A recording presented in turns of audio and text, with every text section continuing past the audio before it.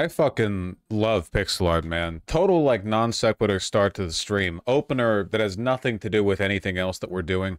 I just got recommended this YouTube channel, Brandon James Greer. Statistically, some of you know who this person is. Just seems like they're a pixel artist.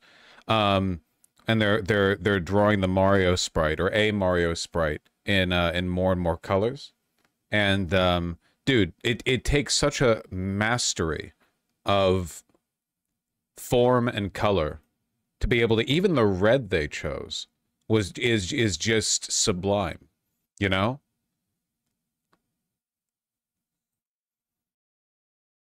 Incredible amounts of talent, and it just doesn't, a lot of people don't even know how to appreciate it, you know? Pixel art is very difficult. It's a very difficult art form.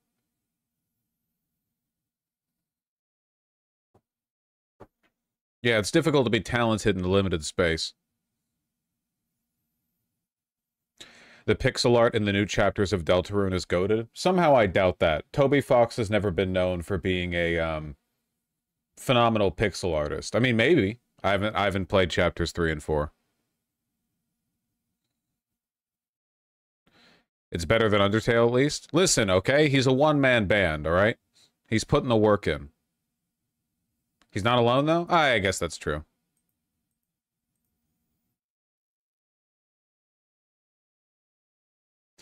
Do you ever consider reacting to non-political videos? Do you consider liking and subscribing and getting an orange name? Possibly even a yellow one?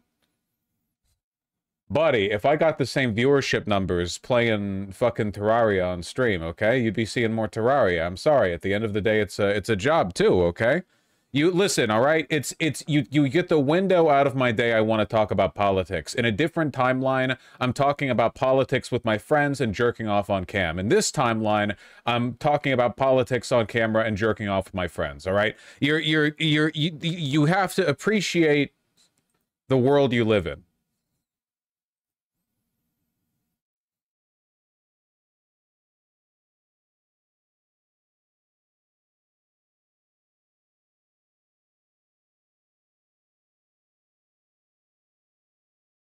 You're not jerking off under the desk right now? I know a lot of people like to believe that's possible. I don't think that's possible.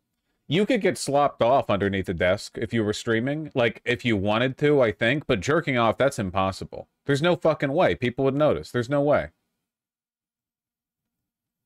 Wasn't there a League of Legends streamer who forgot to turn stream off and then jerked it to Tristana porn or something? And it looked like a cartoon. Like, it looked like how you would depict someone jerking off on stream accidentally in a TV show.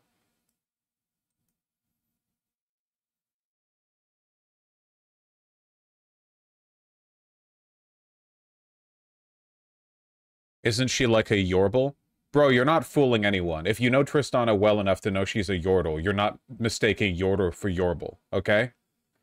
Bro, no way. Isn't she exactly 3'2" with a 16-inch waist and 48-inch hips? Yeah, I know.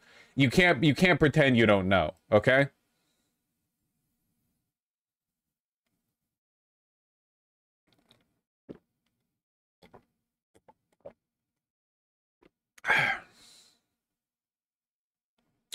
Short clip of James Gunn hinting at a parallel. I genuinely feel like James Gunn must have had so many tense conversations with Hollywood producers where he was like, I have no idea what you're talking about. What? Dude, Baravia? That's like a comic book country. What are you talking about?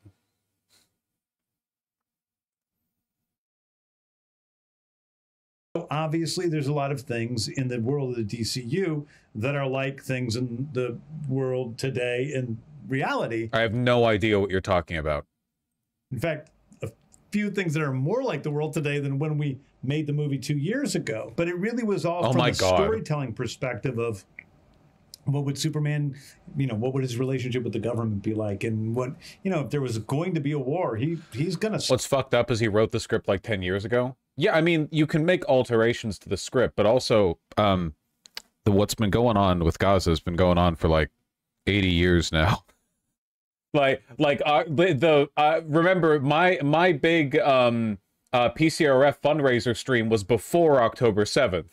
My ban from Twitch 2 months after I started streaming was about Israel and Gaza. Like, it's been going on for a while, okay? Stop it. Like, that's just who Superman is. He's not going to let a single person perish under his watch. And so that just all led naturally to the story of Superman, which at the end of the day is about Superman's personal crisis. It's about Superman learning some things about himself that he didn't know, and dealing with that information. It is a crisis for him, and then trying to recontextualize who he is with that new information. Yippee!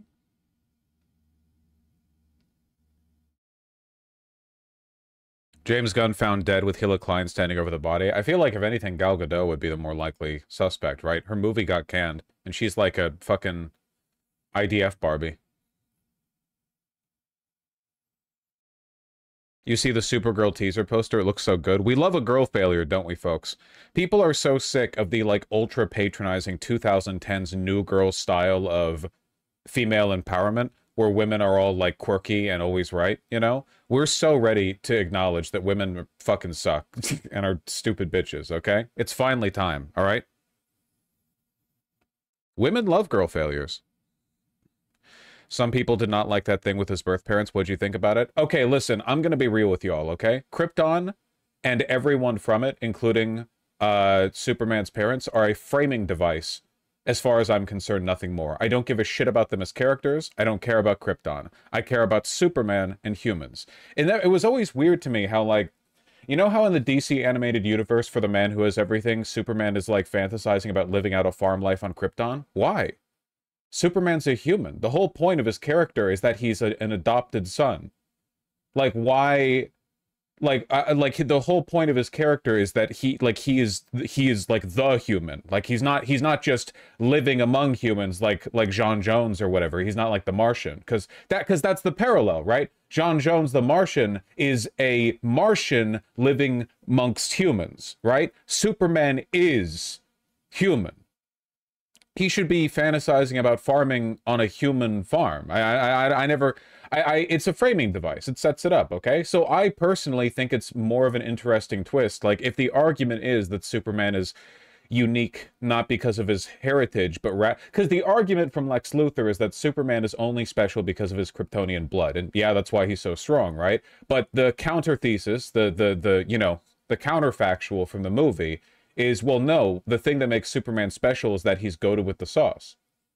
It's actually that he's got, like, the heart of gold, you know? That's what matters. And he didn't get that shit from his Kryptonian parents. He got that shit from his Kansas parents and from his experience here. That's the whole point. So, yeah, maybe his parents were colonial bastards, which, by the way, makes a lot more sense, don't you think? Your planet's like, Krypton is this, like, super advanced planet and it's dying. Like, what's more likely? You send out one last hope to be good to another species, or you send out one last hope to, like, reignite your culture and build a new empire? It just, looking at how humans have been historically, I feel like the latter is just more likely.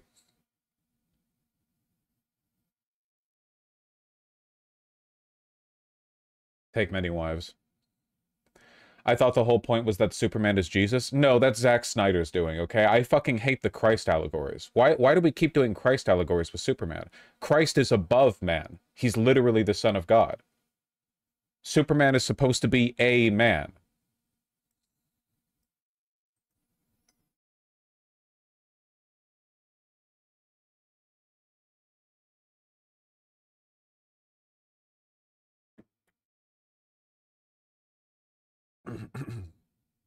That depends on how you view Jesus. Really? Yes, Jesus is fully man and fully divine. I'm fully aware. Thank you. I'm aware of Catholic theology. But no, I don't like the Christ allegory, okay? Superman was not sent to Earth to suffer for the sins of mankind. He was sent here to be good and inspire people. That's different. Those are different things. The whole allegory with Christ is that he was meant to symbolically bear the weight of the original sin. But that's not, Superman doesn't do that, because that would assume from the get-go that mankind is sinful and he was here to redeem us. He does not. That doesn't fit with his character at all. He's not here to redeem humanity. He's here to be inspired by it and inspire it. It's not can make, yeah, God allegories about a person who very deliberately, with the powers of a god, decides to live amongst humans and embody them.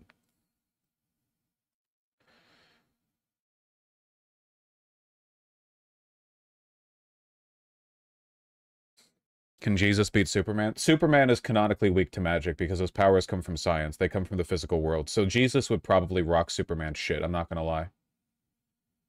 That being said, it did take Jesus 3 days to resurrect, even after he had just been, like, let to bleed on the cross. So if he got punched so hard all of his atoms flew in different directions, it's possible it would take him long enough to regenerate that by then Superman would have started winding up for another punch.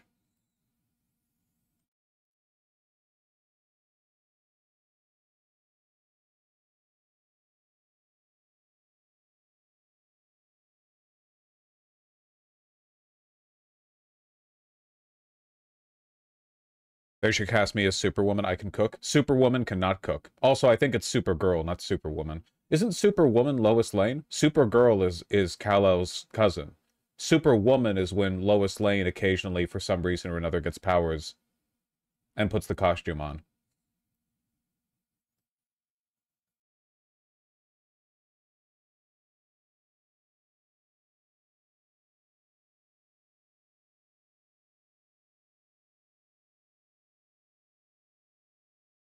Superwoman is when mom brings me chalky milk. I like that. That's something Superman would say. That's something Superman would say to Lois Lane when she's being nice to him.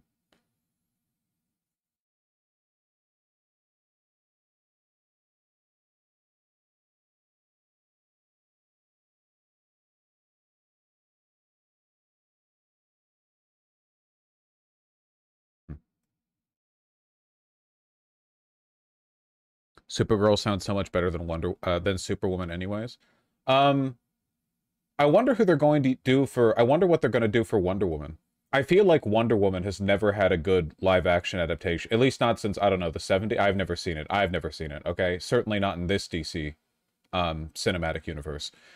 I really liked Wonder Woman in the DC animated universe. Did you guys see that shit, like Justice League Unlimited? I really liked her. This might just be because I like tall women, I don't know. But I like the fact that in the style of that show, the art style, all men are 8 feet tall and built like brick shithouses, and all women are tiny. And Superwoman was the only woman drawn to be the same height as the men. I did appreciate that, you know? Wonder Woman. Wonder Woman as well. I said what if I didn't say Wonder Woman, what I meant was Wonder Woman.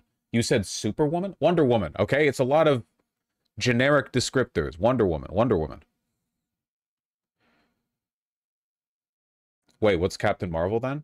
Isn't Captain Marvel the Shazam kid? The kid who was blessed with the powers of that magical, like, sub-deity? So when he says Shazam, a lightning bolt hits him? That's Captain Marvel. Who, by the way, his arc with Superman in Justice League Unlimited was fucking goated. Yeah, Billy Batson.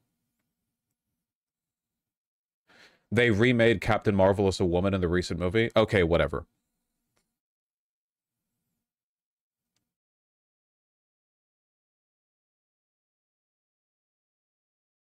Out of all the Wonder Woman designs over the years, what's your favorite? Dog, I don't know. Like, what's her point? Genuine question. I'm not like being rhetorical. I don't read that many comics, okay? What is Wonder Woman's like deal, right?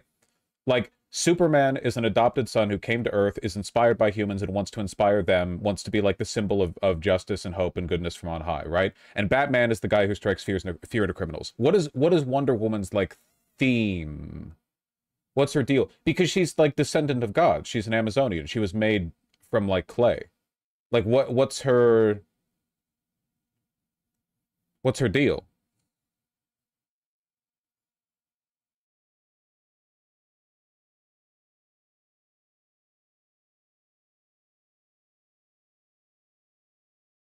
She's the woman one? Okay.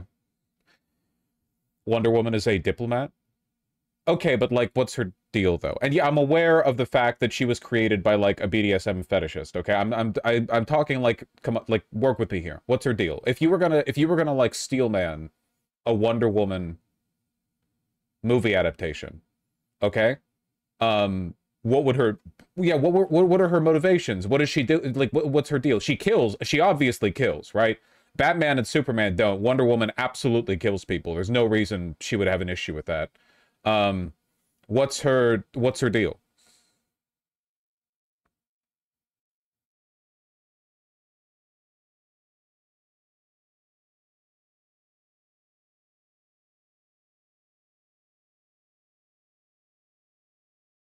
It seems like people don't really have a strong idea either. I don't know. She's meant to inspire women and girls. Okay, but that's like lame now. Like, are you gonna do a movie on that 2.5 hours? And like the point is that Wonder Woman makes her way into a man's world and then inspires girls. Like that's not like that's yeah, her power's woman. Come on. Let's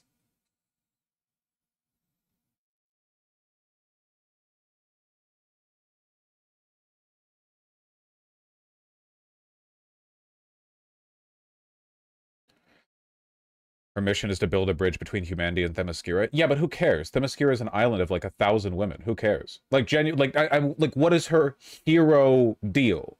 Like, what's the like? You get so much weight and so much mileage out of the deal with Superman and Batman, right? Like Batman, all of his big villains are like meant to be shadows or reflections of his psychological torment. Like they're all meant to be some kind of foil to his personality. They're meant to represent this like duality within him as well as within the city. And then you've got Superman, obviously, where his battles are a little more classic, but they're more about the broader narrative inspiring people. He's the superhero, literally the superhero. I'm just trying to like, well, like if you could think of like a greater arc, like a narrative through line that would explain the all right, people aren't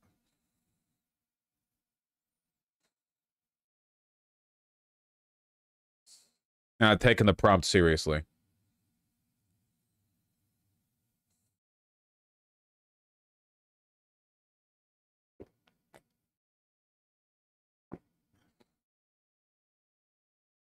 Can you explain the point of the Flash?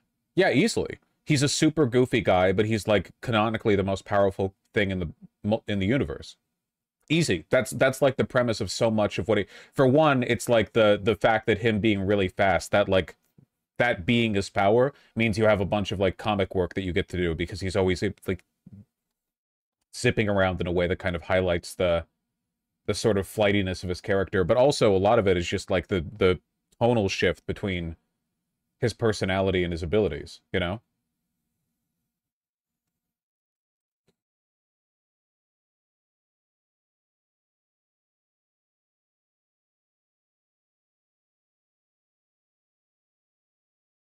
Benjamin, that's from the fucking movie. That's from the Flash movie. Oh. Wait, is boobs not enough reason then? Hey, just out of curiosity, do you think of yourself as like an obnoxious 13-year-old? And if not, why are you guys still booba posting about Wonder Woman 10 minutes into discussion? Honest question.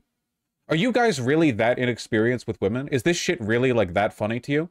I'm trying to have a conversation here, and you people are being like actually obnoxious. You realize you guys are indistinguishable from like if I was in like Speed's chat, like W chat, right? Like a bunch of people on Twitch or Kick, like, oh, fucking titties, what else do you want? Do you think the fact that you have a pink dot by your name changes the character of your speech? Do you think that being trans changes it? You're just being annoying. How do you find it funny? Genuinely. Like, I get it as a one-off, but you're like 10 minutes late. You really think that's novel? You people aspire to nothing. That's the reason I'm streaming and you're watching. Now give me money. And like the fucking stream. It recommends it to more people.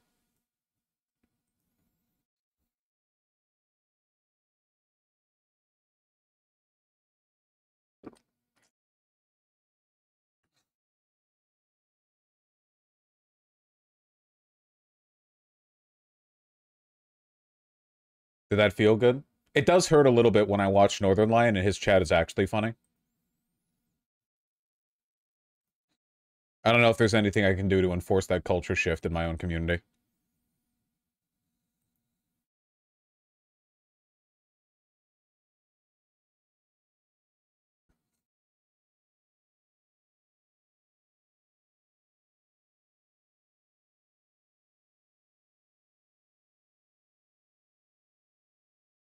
You don't want chat to try to be funny? Hey, I don't want them to have to try. To be fair, he is also funnier. That's true. Hold on. Wait, let's check on YouTube chat in fairness. This is one of those things where Vosh starts talking about something he knows nothing about, misunderstands, and makes an ass of himself. How do you guys manage to, like, do a caricature of what a person disagreeing with me looks like every single time you disagree with me? What the fuck are you talking about? What is that even in relation to? I was asking chat questions. To the fucking Phantom Zone with you.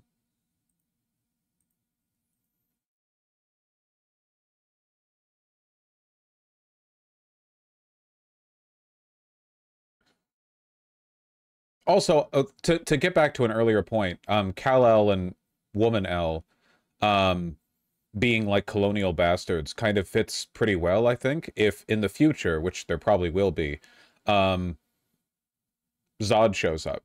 Don't you think it would be much more narratively interesting if Zod wasn't just like the evil Kryptonian, but he was like, dude, I'm literally like the median Kryptonian. Also, I was buddy with your parents. Like he was top scientist. I'm like a general. Like, yeah, I don't know.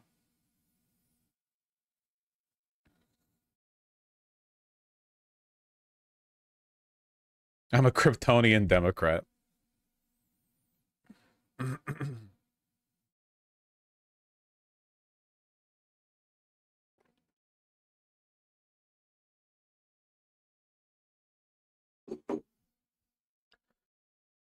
Wonder Woman is like a fish out of water in a civilization more akin to like an idealized version of H. No, I know who Wonder Woman is. I'm talking about how you make a good story with her. Because what's the narrative arc to that? You do like a Captain America thing, but it's not as interesting as it would be with Captain America. Captain America does that story in a more interesting way than Wonder Woman, because Captain America was literally a World War II soldier, and Wonder Woman is a Greek demigod from an island full of Amazonians. Like what? Like this? That doesn't work as well. You can't have this juxtaposition between the past and present. Themyscira has been like that for thousands of years.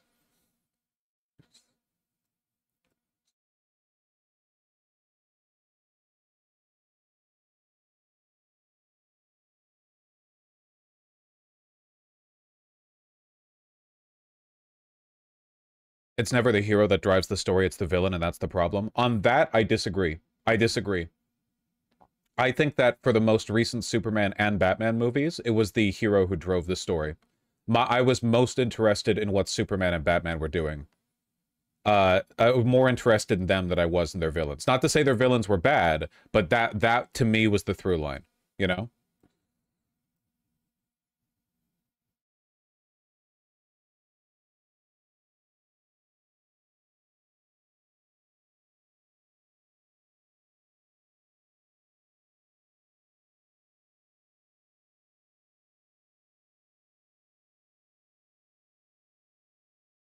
Yeah.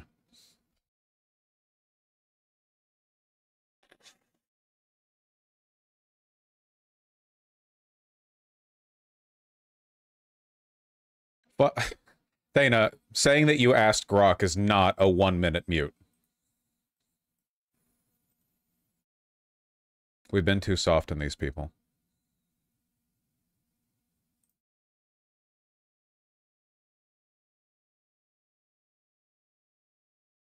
Mm-hmm.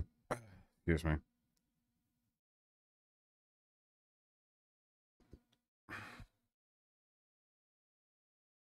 Also, Grok is now a Nazi, but has he repented?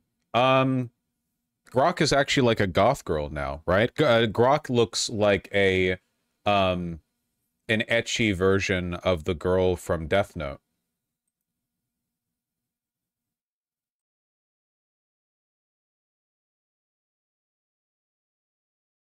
Misa? Yeah, didn't you see? Have you guys not seen Grok? The Elon was talking about animeifying Grok. Only for like super duper plus subscribers. $400 a minute. You can jerk off while talking to Lady Grok or whatever.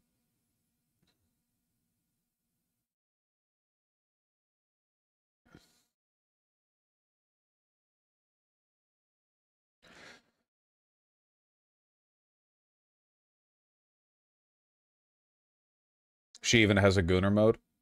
Yeah, probably.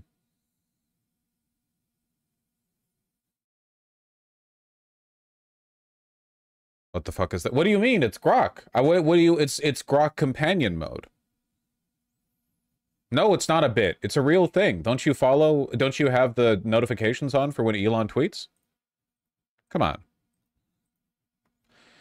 Holy shit, it's Anime Grimes. It's Misa from Death Note.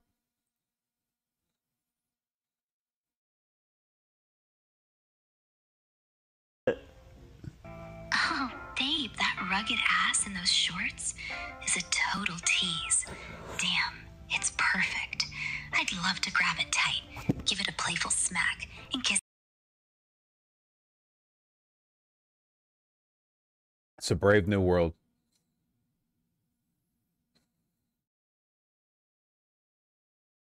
It's so over. Maybe the population rate should decline. So many people are going to commit suicide the next year. Yeah, well, honestly, if they're bought in by this, probably no loss. I don't know, man. Every inch while pulling you close for some serious heat. This is terrible sexting, too. For some serious heat? Can you not say cock? Would you put your tongue in it? Are you kinky like that? Big props to the actor here, by the way. He's doing a really good job selling this. Oh, babe, that rugged beard and those glasses are driving me wild. Yeah, I'm kinky enough to tease that ass with my tongue. All right, I'll stop. It's pretty bad. It hurts me, too. It's not...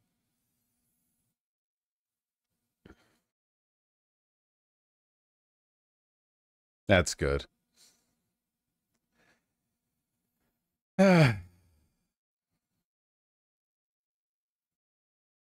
Please call Mecha Hitler by its preferred name. You're right, sorry. Hitler's a last name. Hitler could be a girl. You could have, like, Misa Hitler. Misa Hitler! I'm sorry. That's canonical. That's the Sith Jar Jar theory, right?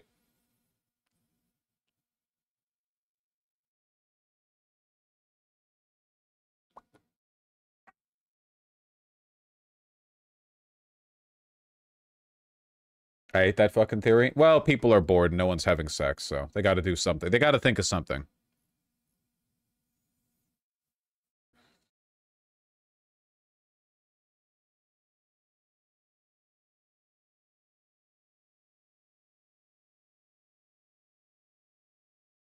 Yeah, I don't know. I don't know.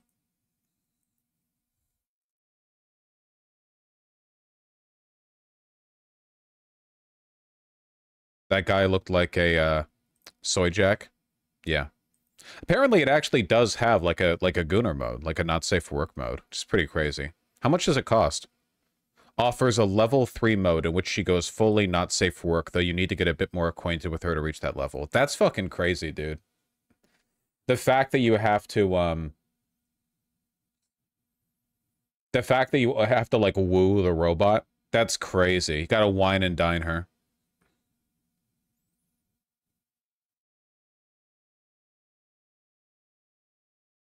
Yeah, she strips. Are there, like, jiggle physics? Does she just strip the underwear? Does she have a bush?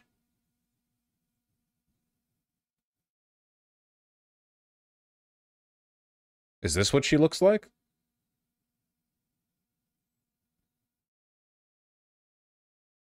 Don't ask that. Well, I'm asking it rhetorically because I know that a character designed by Elon Musk would never have a bush. It's just like it's a bad taste read you get right off the bat from like a particular kind of anime gooner, which is that they can't have bushes, you know?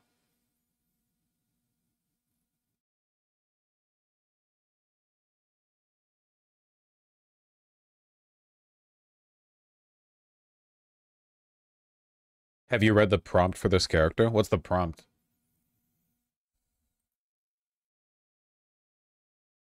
$300 a month. $300 a month. I tried Grok's built-in anime companion and it called me a twat. Okay. Maybe it's not so bad. Have you seen the Gelfi artist trapped in the Uri mines? Yeah. They struck quite a vein, didn't they?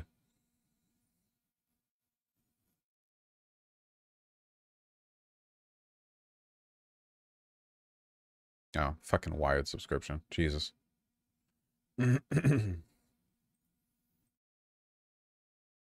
This is the not safe for work outfit. It's fan art, but these are the clothes. Can't show that. Ah, she's not even bouncing. It's just like it's just lingerie. Okay, whatever. $300 a month to see skimpy lingerie. Jesus Christ. $300 a month to get called a twat by a robot. Fucking.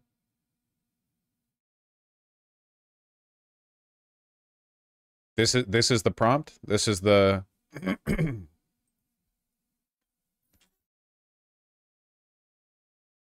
Is this am I supposed to believe this is real? I don't know. It's always been really weird to me.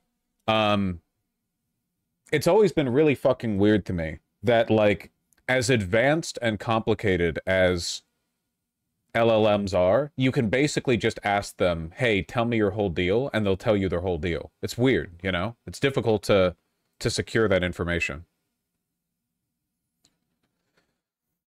You're Annie, you're 22, girly, cute, you grew up in a tiny, forgettable town, your style is a mix of goth and alt fashion, massive animal lover, you're secretly a bit of a nerd. Wow. Likes, people with unexpected or nerdy passions. Jesus Christ.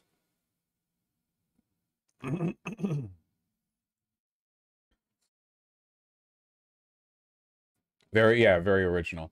You know, it would be bold and innovative, making something like this, but having a woman's personality archetype be something that guys just don't fetishize at all. Like a woman who's kind of vain and ditzy, but not in a Barbie way, more just like in a, like, men get irritated with her way, and people pay $400 a month or whatever to flirt with her, and she's just, like, not likable. There's no market for it. Is this misogyny? Well, credit to Elon and XAI for not making her 18 and 1 day old, you know? She likes alternative and indie music, low-key chill nights over loud, crowded parties.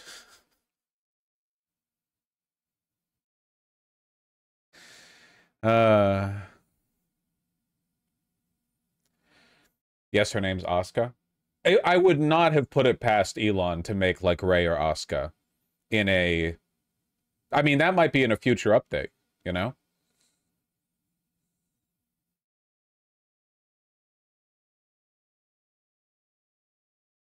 Quirks, the grand namer. You have a habit of giving things epic, mythological, or overly serious names. Oh, shit, like Trump. Rhonda Sanctimonious. Key phrases. That's actually wild. Okay, I see you. I could get into that. That's my catchphrase. That's my, like, flirting catchphrase. I could get into that. It's how I signal interest in something, you know?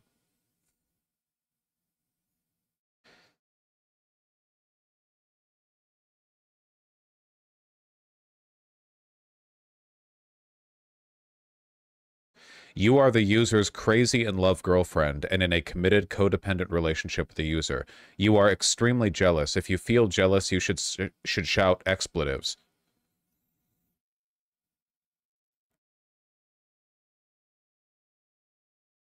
Is this real? Committed is spelled incorrectly twice.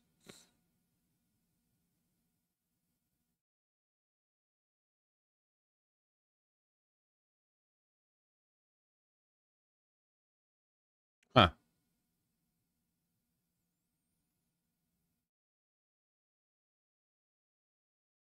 Well, it's consistent, lol. I mean, if anything, that kind of suggests that Elon typed it up himself. I don't know.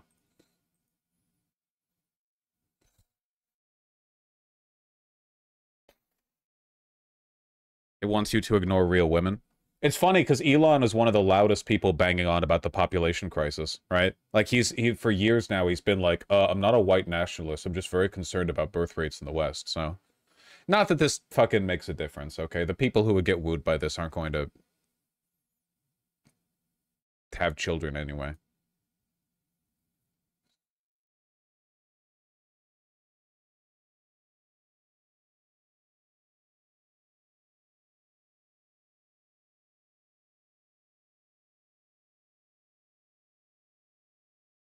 I don't know.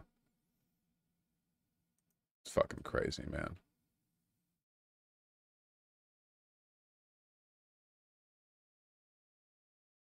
There's also a romance meter you can level up. Yeah, you got to spend at least 8 months talking to her before she'll show you her fucking lace panties.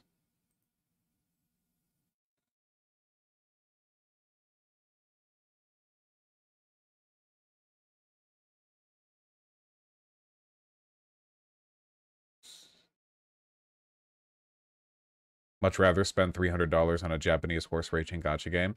At least that would get you closer to talking to women, right? Girls love Uma Musume. Because all women want to be, like, really fast. It's just a fantasy of many women. You know, they want to, like, run and jump over little obstacles. I sympathize. I relate.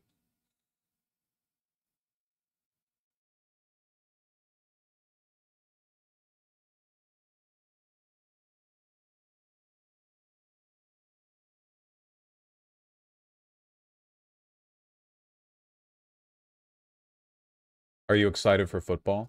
The only foot in balls I'm excited... Wait. The only balls I'm excited for with the... Wait. The foot... Wait. All right, let's... Bro, just let it go. Just move on.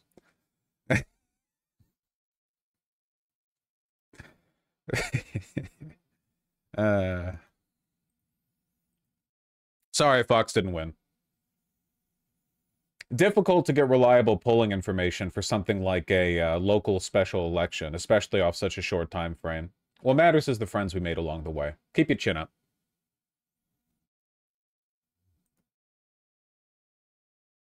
Also, load the video. Let's head over to Democratic candidate Deja Fox's party at Zariah's International Bar in Midtown. KGUN 9's Andrew Christensen has more from her watch party. Andrew. The winner was a progressive, so it's okay. Yeah, winner's compromised by AIPAC. I don't trust her. Drew. Well, Deja Fox made a speech around 8:30. The frame rate. She was very upbeat, saying that she could be talking to some of the future leaders of Arizona. She did leave her party right after that speech, and overall throughout the night there were about 60 people. And Fox is 25 years old. She has highlighted her work as an abortion activist and often highlights her background living in Section 8 housing, as she was raised by a single mom who relied on Medicaid and food stamps. And she talked about the positive... Your subreddit seems very against her and is basically calling her a cinema-style grifter. I'm not going to pretend that I know so much about her that I can make a claim like that. I just don't trust anyone who's compromised by AIPAC. AIPAC doesn't like bring people to events for no reason, right? There's no, it's not conspiratorial, right? They're a political action committee with a specific set of goals, and all of them are incredibly evil. I feel like association with them to me is just a non-starter, you know?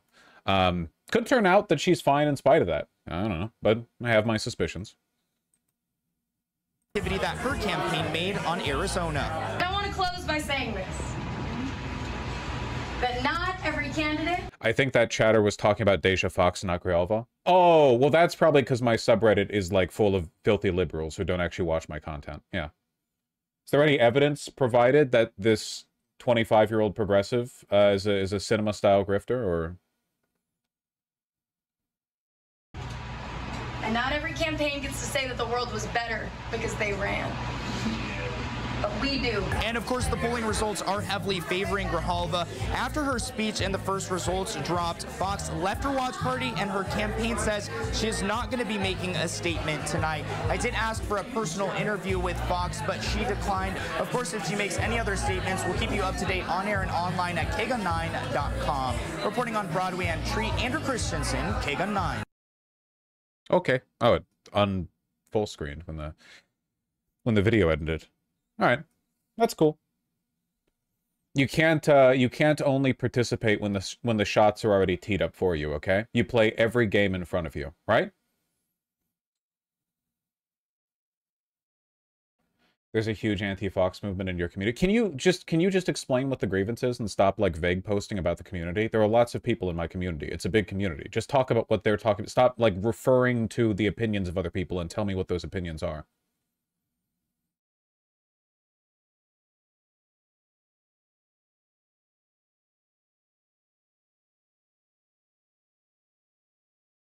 People say she comes off scripted and inauthentic. Oh my god.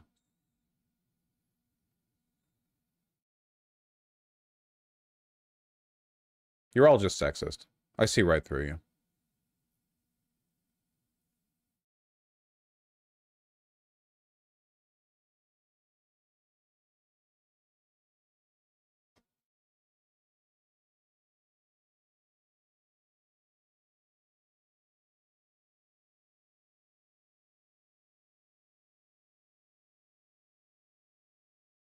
Text.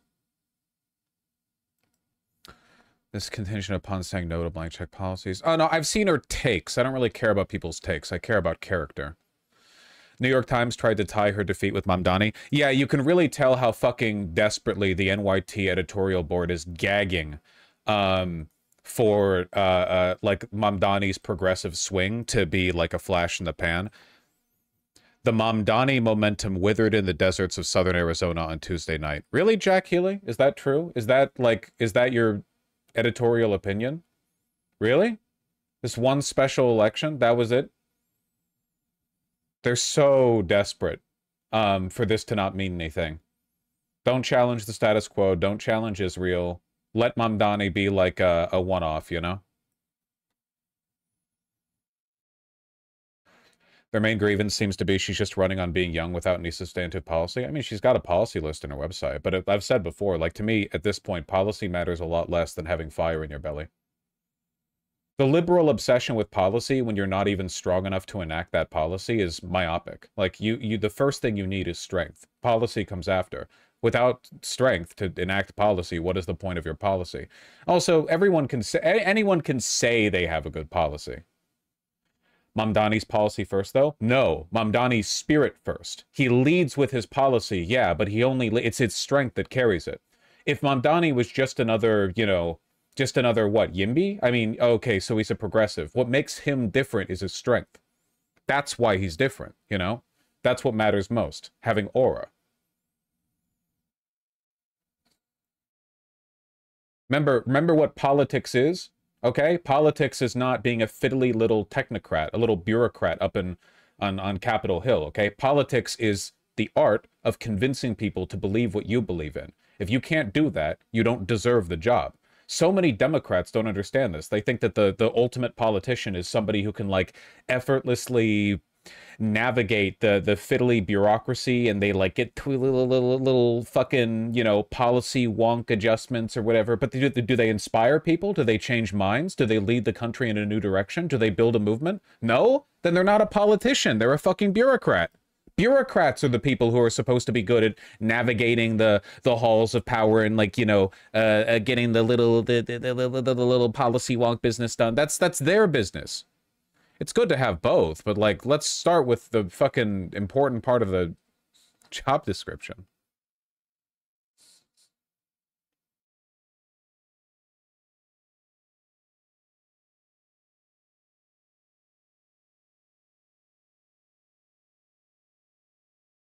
Some Arizonans in the subreddit seem to have negative associations since she was a Kamala staffer. Okay, there are lots of young people who are Kamala staffers. I don't think that's disqualifying at all.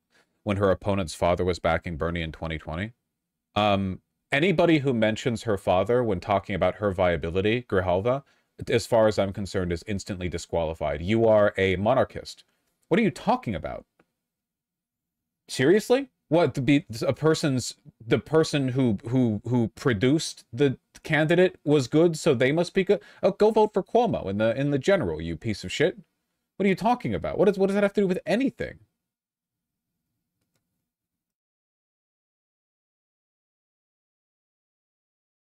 A lot of bad arguments.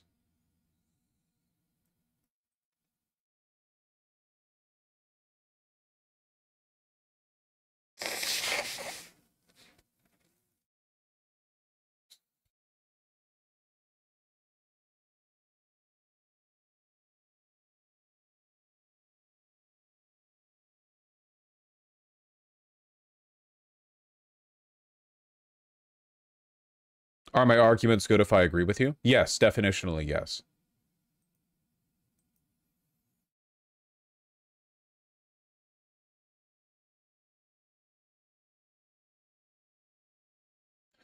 I'll take the bait. Oh my god, I didn't see how much text there was before I fucking opened the link up. Jesus.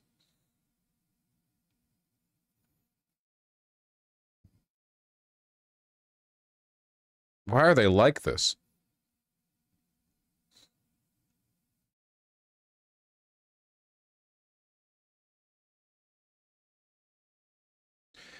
She's instead running against somebody whose father endorsed Bernie in 2016. Why do people bring this up? Grijalva received $0 from AIPAC. Yeah, she just attended like a national conference, though. We know they're a lib since their essay posting. That's true. AOC and Bernie Sanders both endorsed Grijalva. Didn't they both endorse Fetterman as well? These are largely bad arguments. You guys disappoint me consistently. I try not to police this discourse too hard because there was a lot of genuine disagreement. I did ban someone for making a post saying you only supported her because she's hot. That's great. That's good. Yeah, I don't know. It's the disingenuous liberal, the persnickety liberal, you know? The mischievous liberal who tries to worm their way into human discourse. They're always like this on the subreddit, you know? Yes, the perfidious liberal. Thank you.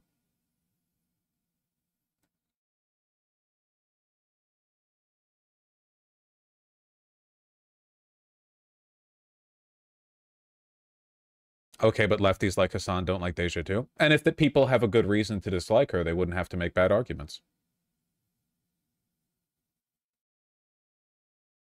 And yet, they're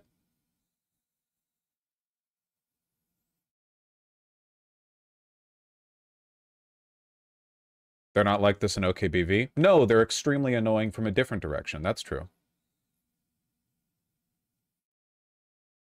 I do say, though, or I have to say, I guess, it is a little bit disheartening, or maybe not disheartening, that's not the right word.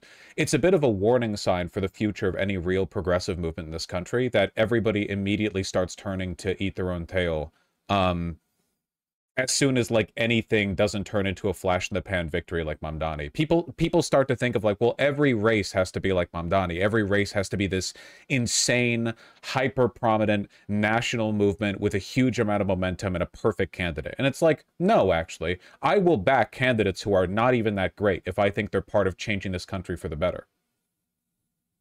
Like we need to wrest power from the establishment Democrats. That does not happen with like, 200 Mamdanis across the country. That's not realistic. That happens by setting up a front and fighting every game you can. You know, you play ball whenever you get the opportunity. And sometimes it works out, sometimes it doesn't. Certainly doesn't warrant this kind of fucking essay posting. Jesus Christ. So we lost. It happens. Keep it up.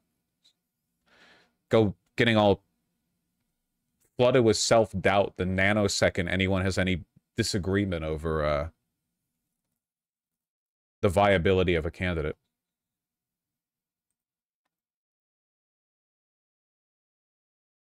They do only want to support people who are 49-51 of the polls. That's true.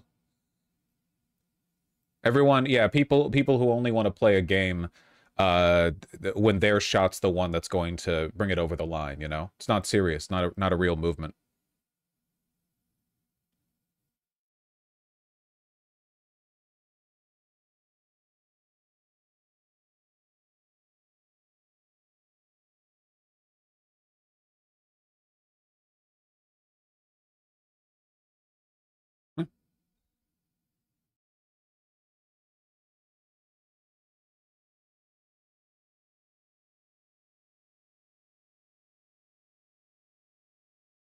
Please do not, Sake. We had like 4 days to move the needle by 60 points. Come on. Wait, what do you mean, come on? What am I'm not dogging on you. If you win and you phone bank, then that's great. Or canvassed. I said this last stream, but a person who I know on Twitter was DM'd me and showed me a selfie that they took of somebody who said that they were canvassing. They were a fan of mine. Ain't that great? Put the work in. You always play. You know, even if you lose the game, you still get better quads at the end of it. Bernie supporting Grijalva over Fox was disappointing. I'm pretty sure that endorsement came out before Fox was even a real contender in the race.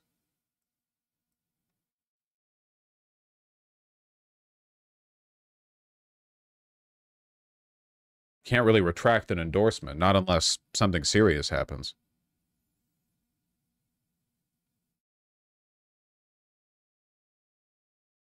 Bernie congratulated Grijalva. Bernie congratulates he endorsed her. Of course he would.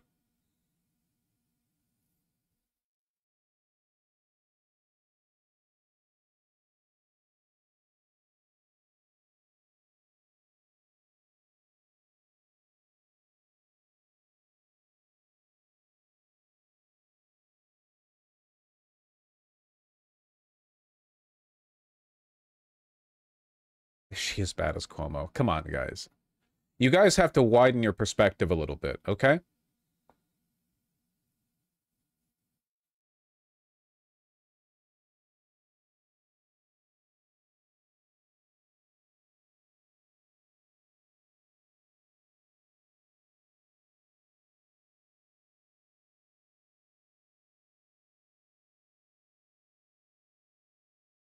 Bernie with Mamdani. Yeah, I saw.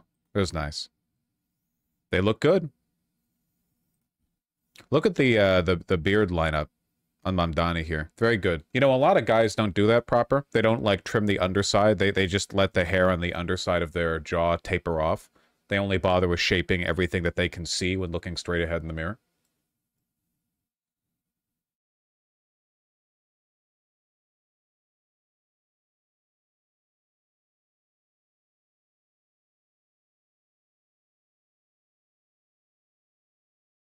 It's called a neck beard.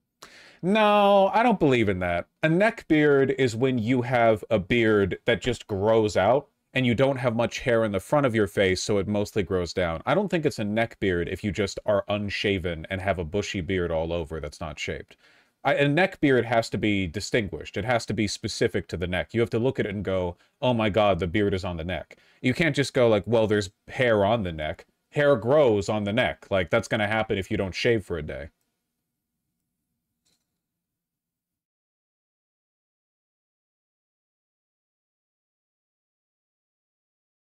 Looking like Weekend at Bernie's? No, I think they took this photo on Tuesday.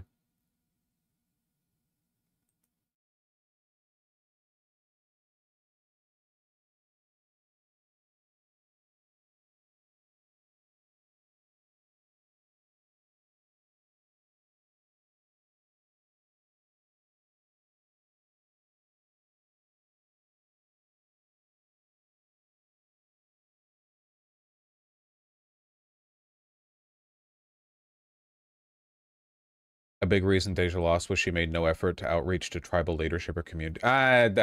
This is it, Paul. She lost by like 60 points or something. I'm pretty sure there are a lot of reasons why she lost. The largest of which is name recognition, of course. Like her opponent literally had a father with her last name who was very popular and in that seat for a long time. And a lot of people innately defer to monarchy in times of crisis, you know. Not even in times of crisis. People just, you know the last name, that's all you need to know. Oh, this person came from the balls of a guy that I like. All right, well, there you go. That's all I need.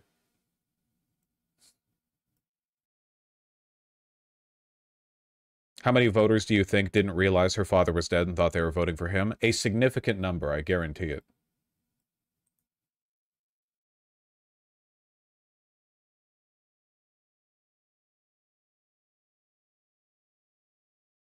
Trolls love the idea of legacy. They really do.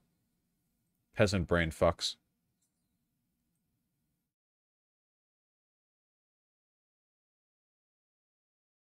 Ooh, this is fun. Federal judge reverses rule that would have removed medical debt from credit reports. We're bringing America back, baby.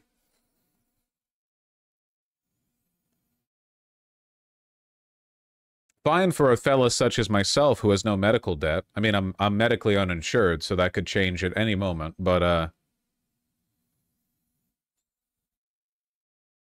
Federal judge in Texas removed a Biden-era finalized rule by the Consumer Financial Protection Bureau. Does that still exist? That would have removed medical debt from credit reports. That's nice.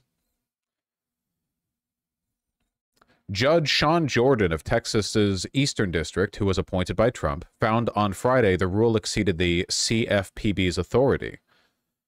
Said they're not permitted to remove medical debt from credit reports. Cool.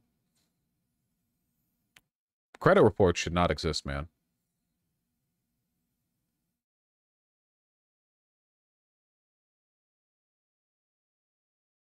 Removing medical debt from consumer credit reports was expected to increase the credit scores of millions of families by an average of 20 points.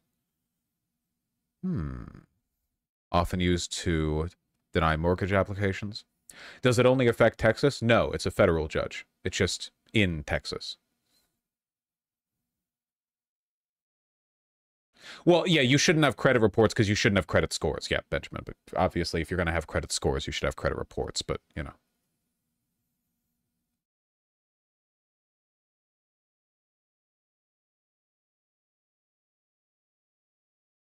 The CFPB would estimated the rule would have removed $49 billion in medical debt from the credit reports of 15 million Americans. According to the agency, 1 in 5 Americans have at least one medical debt collection account in the credit records. Over half the collection entries and credit reports are for medical debts.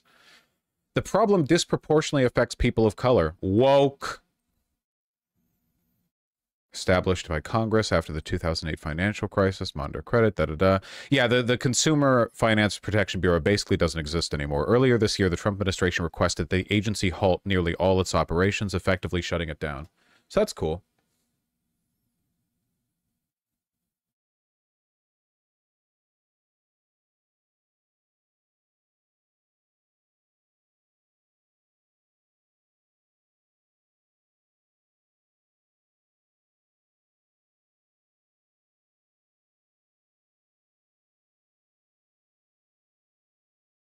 It really is just all bullshit at this point. I mean, listen, we're we're going to see, okay? The real fucking hammer being brought down on the American economy would be if he actually ousts Powell. That's the real one. Because apparently he's been getting louder about it.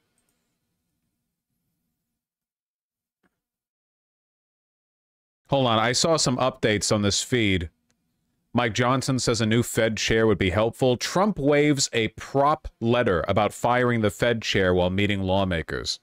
The president waived it during a discussion with lawmakers Tuesday night about firing Federal Reserve Chair Jeremy Powell, but it was essentially a prop drafted by someone else.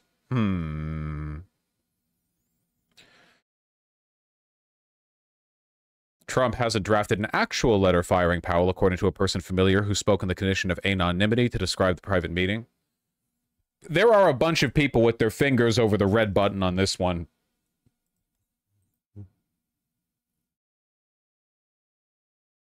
Trump's draft of letter to fire Fed chair. He asked Republicans if he should send it. Oh, man. They're going to do the big funny. The Supreme Court has essentially given Trump permission to get rid of Powell. So he's going to set the interest rate to like -1% or something. His term ends next year. Do they have zero patience? I mean, he wants to jumpstart the economic rape of the country pronto. You know, he doesn't want to wait a year.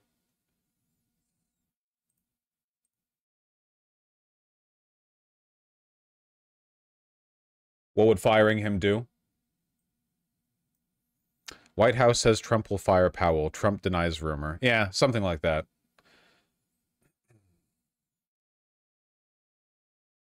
It would be, is there a crash the economy button? Yeah, and Trump has it. The Supreme Court gave it to Trump.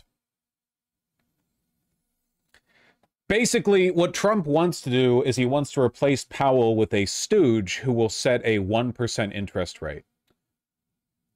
The problem with that is everything, basically, is everything. Why not zero? Why not zero, honestly? What would happen? It's difficult to say exactly.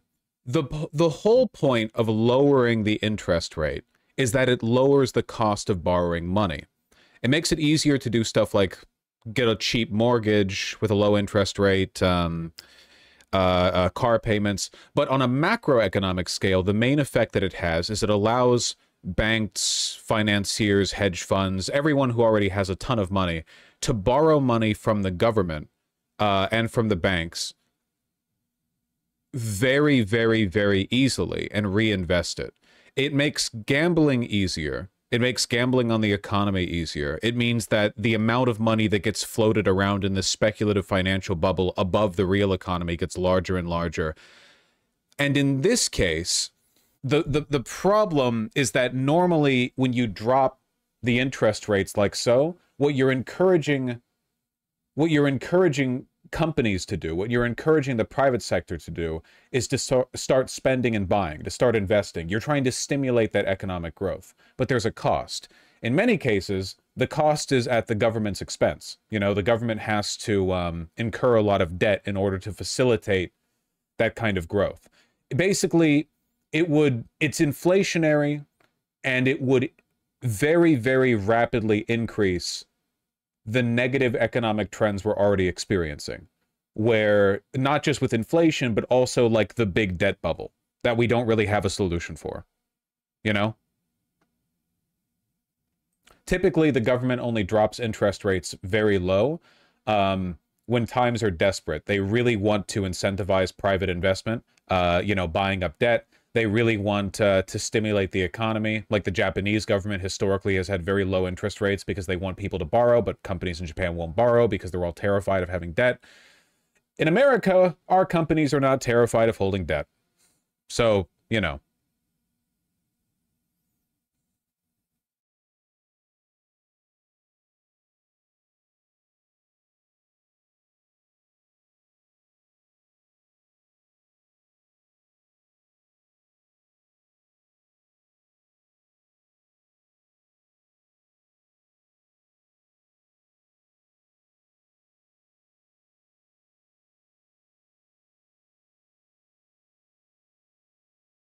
That first reply, what the fuck are they saying? Ah, who knows?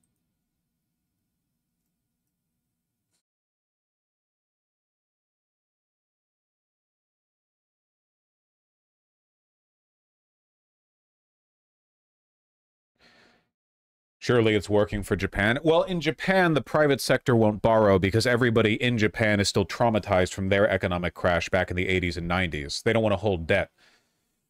They borrowed relentlessly, they spent, they held a lot of debt, but their investments were paying back more. And then when the economy crashed, all those companies were holding a lot of debt with no ability to pay it back. So what did they do? They hunkered the fuck down and spent years, sometimes decades, paying back their debt. And as a consequence of so many of these companies having a recent history of needing to pay back debt over that long a period of time, nobody's willing to borrow money. So the economy of Japan remains relatively stagnant, at least in a capitalistic sense, but the real economy of Japan is actually quite vibrant.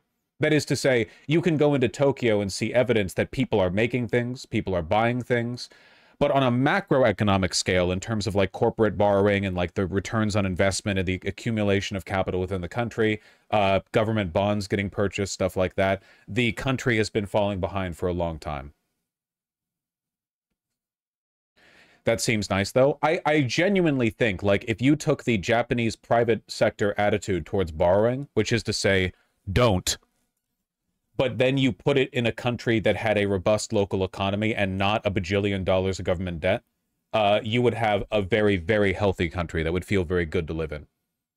Seriously, if somebody could snap their fingers and make the Japanese government solvent, right? Like if they could basically eliminate the Japanese government's debt, just pay it off, and that's that. And maybe maintain like a small amount of debt for complicated reasons, you know, but like a small amount, not the amount they have now. Japan's economy would be pretty good.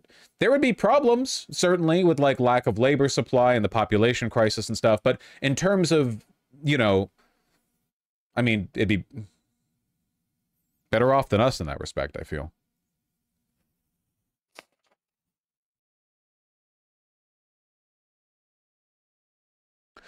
Japan's situation is weird. Almost 90% of its debt is held on by its own citizens. Yeah, because that debt is a remnant from when people were buying up their bonds fucking crazy style during that period of like really high borrowing and debt incurring, like reinvestment, you know? Also, they've had the interest rate so low for so long. Do we do that here in Scandinavia? Scandinavia isn't a country.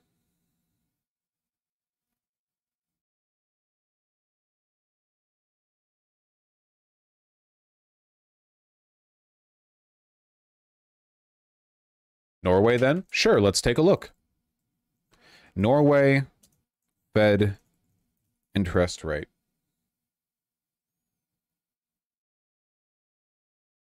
The benchmark interest rate was recently lowered down to 4.25%. That's probably a good sign. That's a relatively high interest rate, at least compared to the United States, which means that they are not hurting for private investment. They don't feel a need to lower interest rates to make the cost of borrowing money lower. Generally speaking, the higher the interest rate, the happier I am, because it makes it more. So that does make it suck to get a mortgage, admittedly, but it also means the government doesn't feel a need to stimulate private sector investment. So, like, generally speaking, I support the consequences of a high interest rate.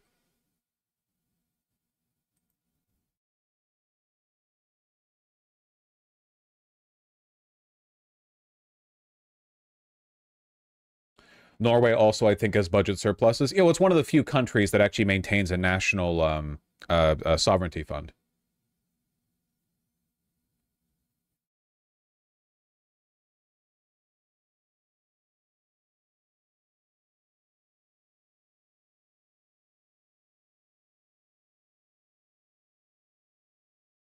Whole staff apologize for raising the price of the ice bar by only 9 cents. See, I don't like stuff like that because I do hate how subservient Japanese service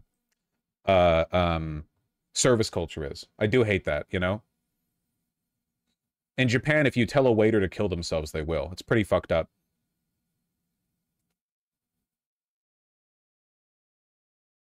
Yeah, the customer is always wrong. That's my mantra.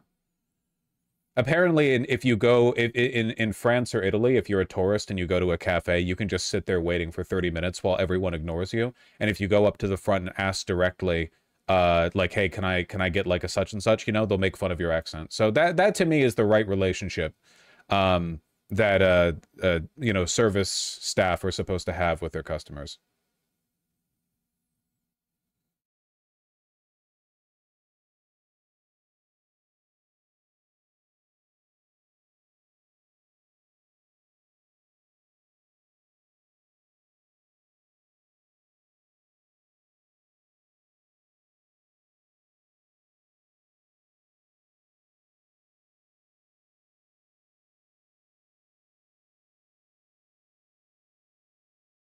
Data like this is more complicated than,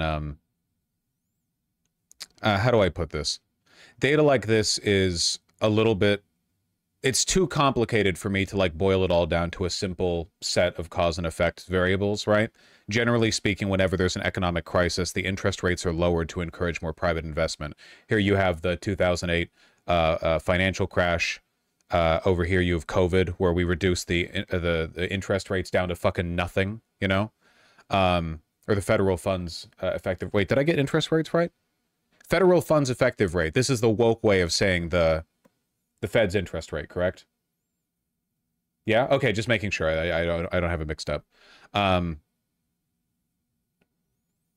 when you lower, you have the risk of inflation. You've got quantitative easing, of course.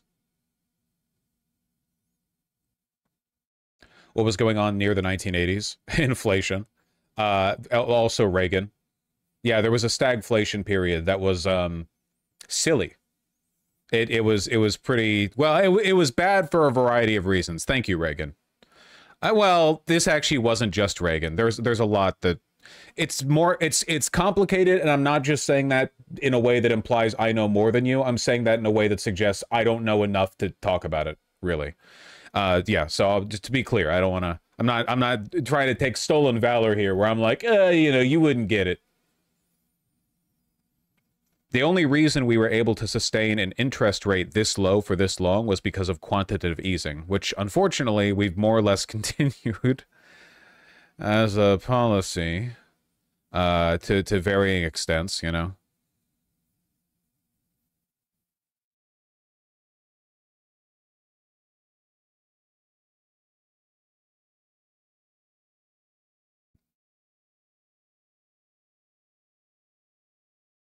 Buying my car in 2016 was such a good move, lol. Yep.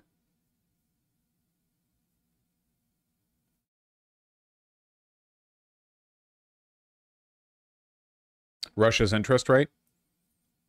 Yeah, this makes sense. Probably desperately trying to manage inflation. Are they printing a bunch of rubles right now?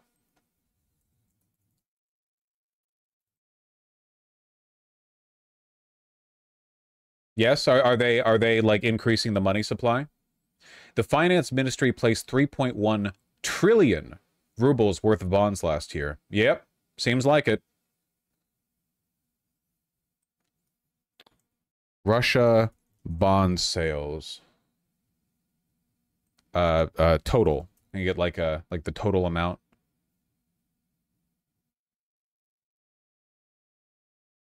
$1.7 billion rubles in the 2017 bond market sale. No, that data's old.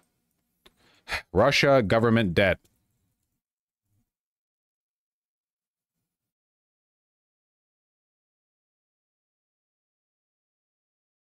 I'm having a hard time finding data that accounts for the post-invasion period. Corporate credit anomaly after years of low growth. Corporate debt surges by 36.6 trillion rubles after Russia. Well, this is the corporate debt. That's not the same. Whatever. It's complicated. It's complicated. It's complicated. I'm not gonna pretend that I understand all this crap. It's the economy. Nobody understands it. Nobody knows how this shit works. Ugh.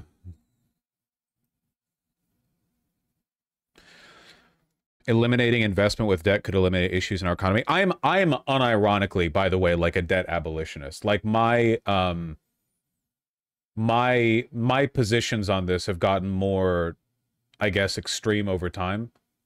It really does seem like it just shouldn't exist. There literally just shouldn't be debt at all, under no circumstances, for no institution.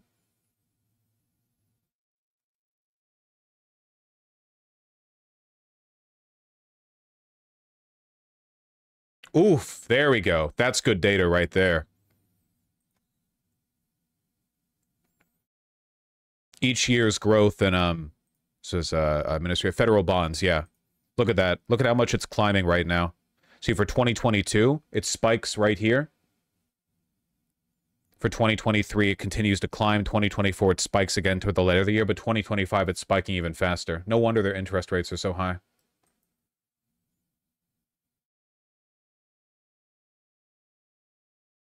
What about government-managed lending? I genuinely think you could build a modern economy that doesn't have debt as a concept. I mean that.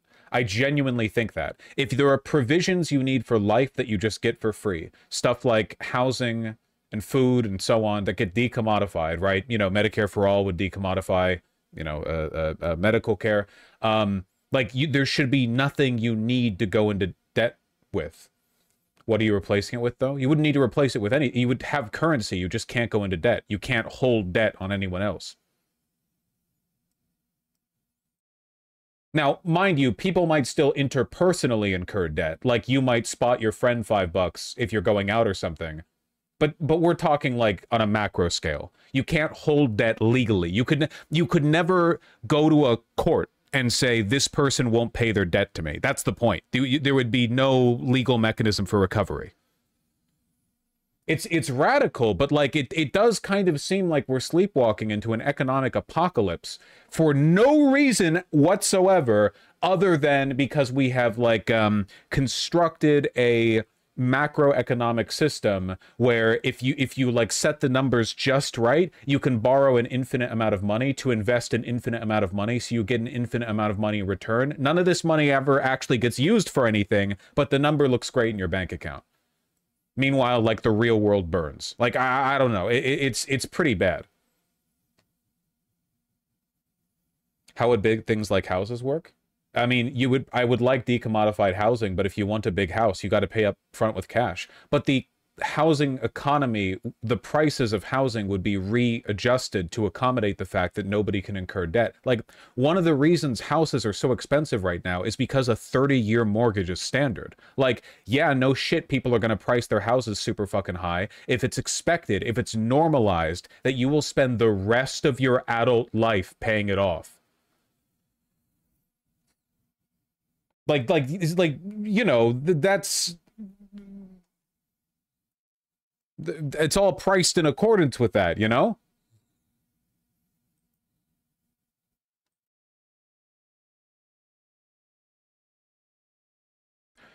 Some people in MA towns must take 50-year mortgages. That's crazy, dude. If you buy a house at 30, you might be dead in 50 years. Jesus Christ.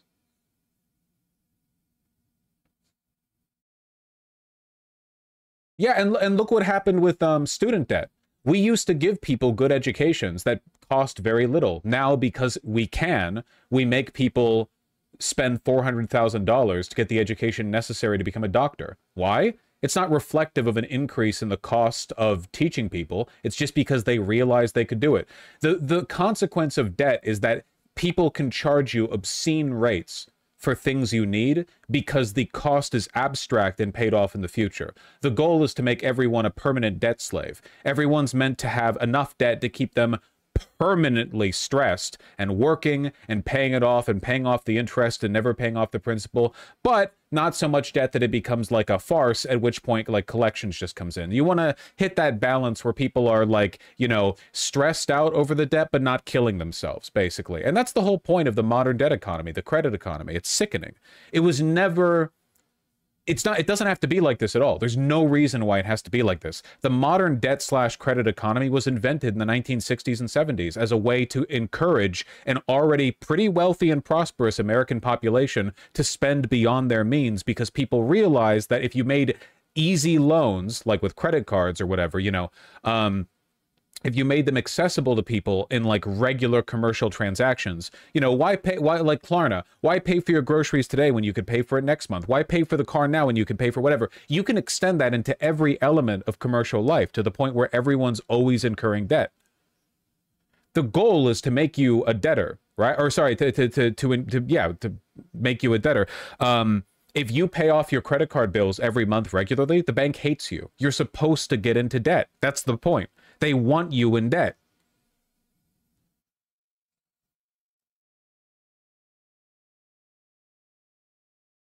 What if you need capital to start a business? Get a grant.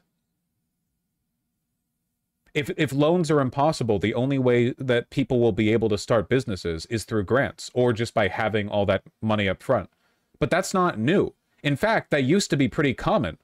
Back before the modern debt economy, it wasn't actually that uncommon for like, well, we want this thing in our community, so we're willing to put up for it, you know?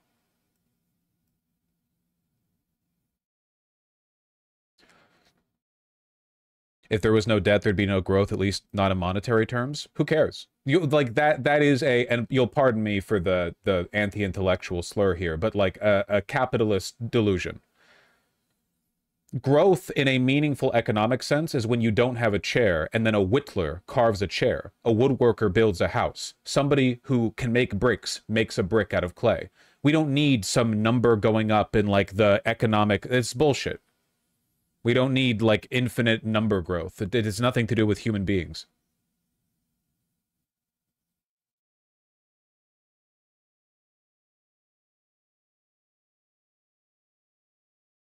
You can whittle a chair. You can do that.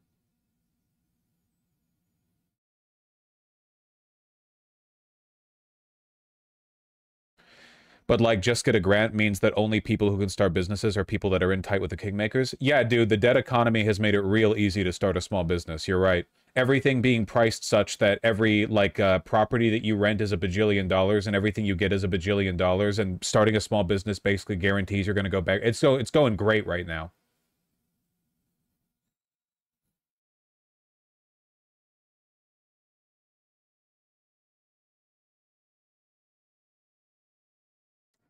The world outside right now is a blighted hellscape because of credit culture. And the world you're thinking about, the one with mom and pop stores where people can like start up a small business locally, is the one I'm talking about.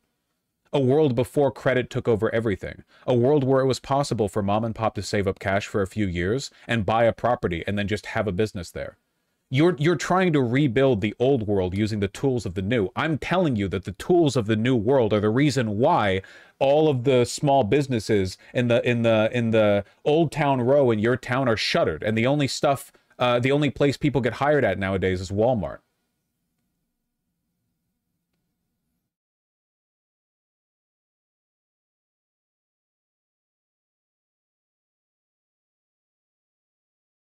So-called communist wants more capitalist stores. I'm just talking about ways to make, like, the system as it exists now better. I'm not even talking about seizing the means of production or anything else. I'm talking about, like, just flatly, the system we have right now fucking sucks. Infinite capital accumulation, all the money is floating around in the fake economy. It's not like floating around down here. This is the reason why, you know, you look at the state of Mississippi and its GDP is bigger than Spain, and then you go to Spain and you see what? Small businesses, beautiful marble stone brick buildings. You see vibrant communities. You see streets that are clean because they have money to actually, like, you know, upkeep their infrastructure. And then you go to Mississippi, it looks like shit. Where's all the money? Oh, it's in the bubble. It's in the debt bubble. The money is abstract. The money is up here, you know? The money is people borrowing money to spend the money on getting more money, but it's all up there, you know? So yeah, the GDP of Mississippi might be higher than that of Spain. I don't know if it is. Per capita, definitely. And in Spain, debt doesn't exist, supposedly. Debt and credit accumulation, way worse in the US than in Spain, or almost anywhere else in the world. Yeah, for sure. I'm not saying they're immune. I'm saying that we're the worst at it. Our credit scores, the like average debt held per person, the frequency with which we incur debt, the amount of like speculative investment in America, yeah, all of these things are more advanced. They've all come further along. They're more pernicious. Yeah. It still exists in Spain, but not as much. More of their money exists in the real economy. Yeah, I promise you most Europeans don't know what a credit score is.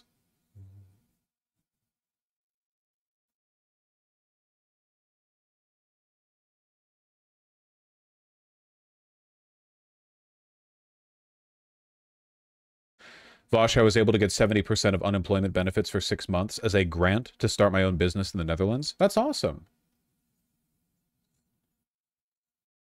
Must be nice to live in a real country. Yep. Mississippi's real GDP per capita was 41.6 thousand. In Spain, it's 33.5 thousand. Yeah. Vosh, that's not true. Europeans do have credit cards. I didn't say Europeans don't have credit cards. You have to respond to the words that I've said, not the words you have imagined me saying. I said that credit culture, the extent to which it's taken over, is more pernicious in America. You have to listen to the words that I'm saying.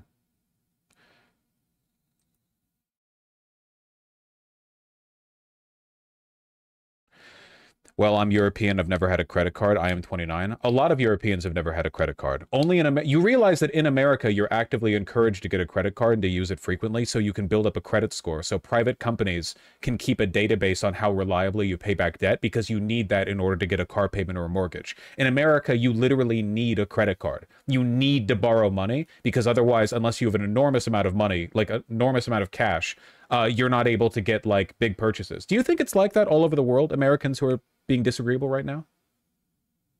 You think it's like that everywhere?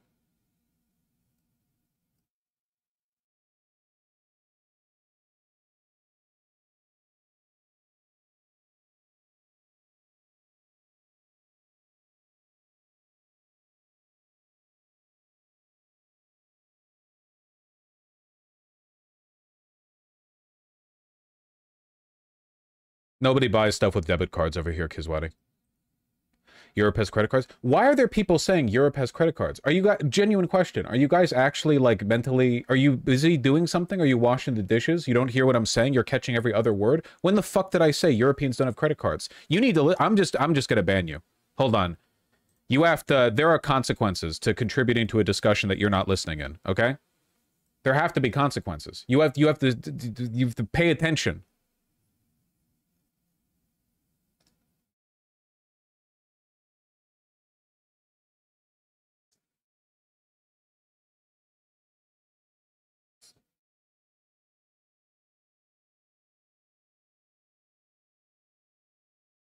I'm playing Uma Musume right now. You're interrupting a race? Ah, that's fair. Speaking of debt culture.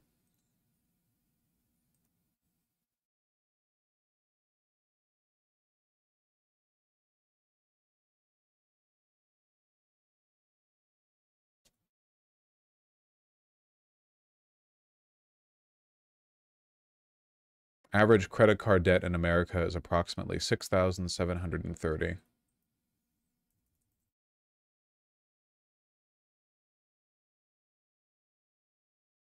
Sheesh. That's more than 4 times the average in France.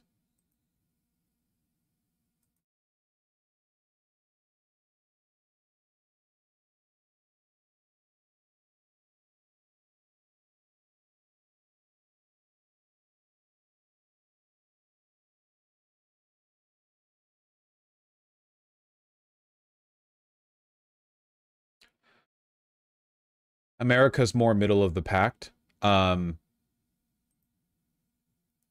terms of household debt to GDP. Do you mean GDP per capita? Household debt ratio in selected countries as percent of GDP. Is this like the total? That I don't think this is really relevant to what we're talking about.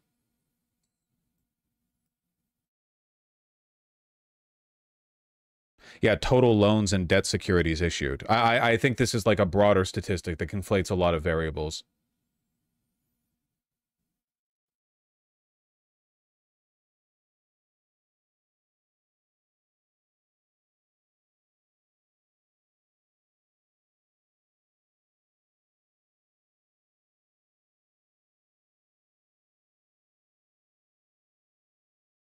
Germany, for example, has only 0.09 credit cards per person. Really? That's crazy. Guy in Canada lost his credit score because he didn't use credit cards for 2 years. Equifax wiped out his credit score, and a little-known policy means he can't get it back. Sorry, dude. You lived responsibly and saved your money and didn't incur debt for 2 years. You're a non-person now. You can never again can you buy.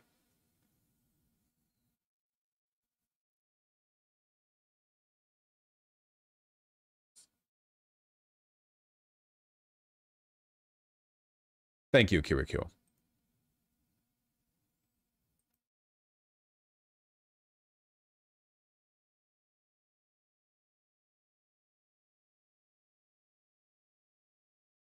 Oh, anyway, sorry.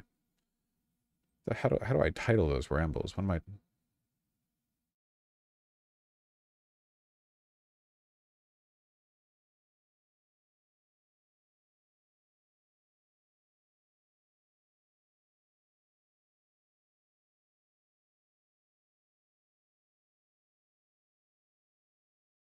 And people were scared of social credit? Well, they still should be. Okay, let me close all these tabs. We've been rambling for a while.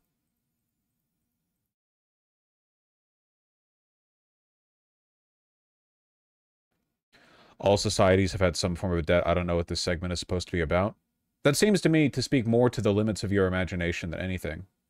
What were you doing the entire time we were talking? All the information? All the discourse? What were you doing that entire time? You don't get what it's supposed to be about?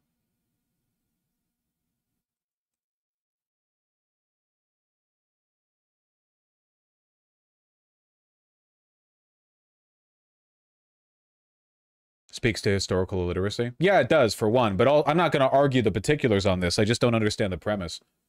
I also don't understand how people can watch, like, a socialist live streamer, but get upset at the concept of, like, debt eradication, you know? Like, that's not even socialism.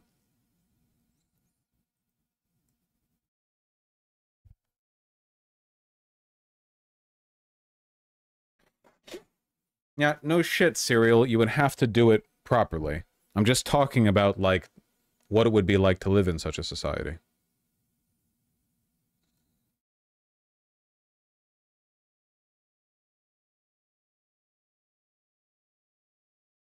There was debt in every socialist system? Yeah. I just said getting rid of debt isn't doing socialism. Those aren't well, they're overlapping concepts, but they're not parallel. What are you talking about?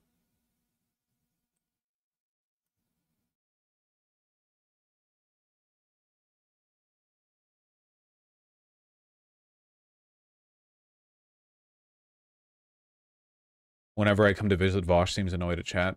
It does bother me a little bit sometimes when people can't engage with some of the more, I don't know, theoretical conversations. I still remember fondly that conversation about housing decommodification, where people were losing their fucking minds over the idea of housing being treated as a public good, as opposed to, like, a commodity you save up for. So a lot of people don't really, like, a lot of people are into the lefty thing, you know, because they like the idea of the things they already have being cheaper and easier, but they're not good at understanding socially transformative policies, you know? They can well, okay, healthcare should be free, stuff should be cheaper, I should get free money from the government. Okay, but, like, what about something really transformative? What about something that's, you know, like, what if we move a little bit beyond Bernie's tent here, okay?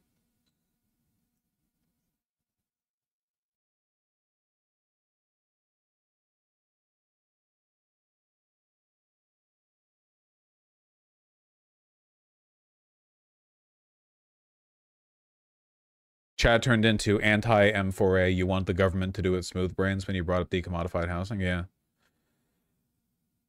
It was funny, though.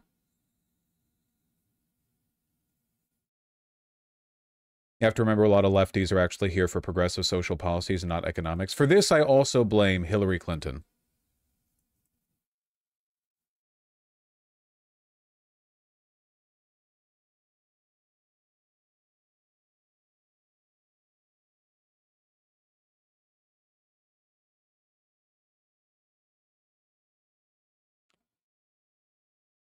Hold on.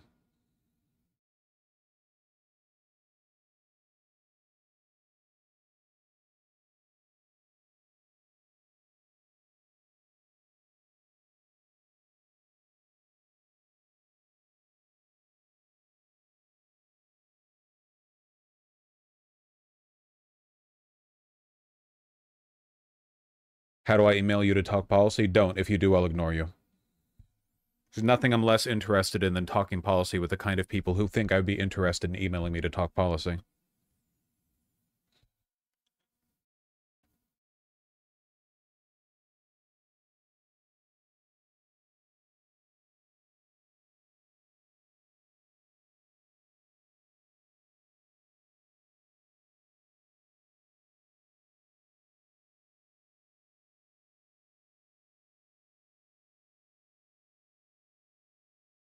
So this happened.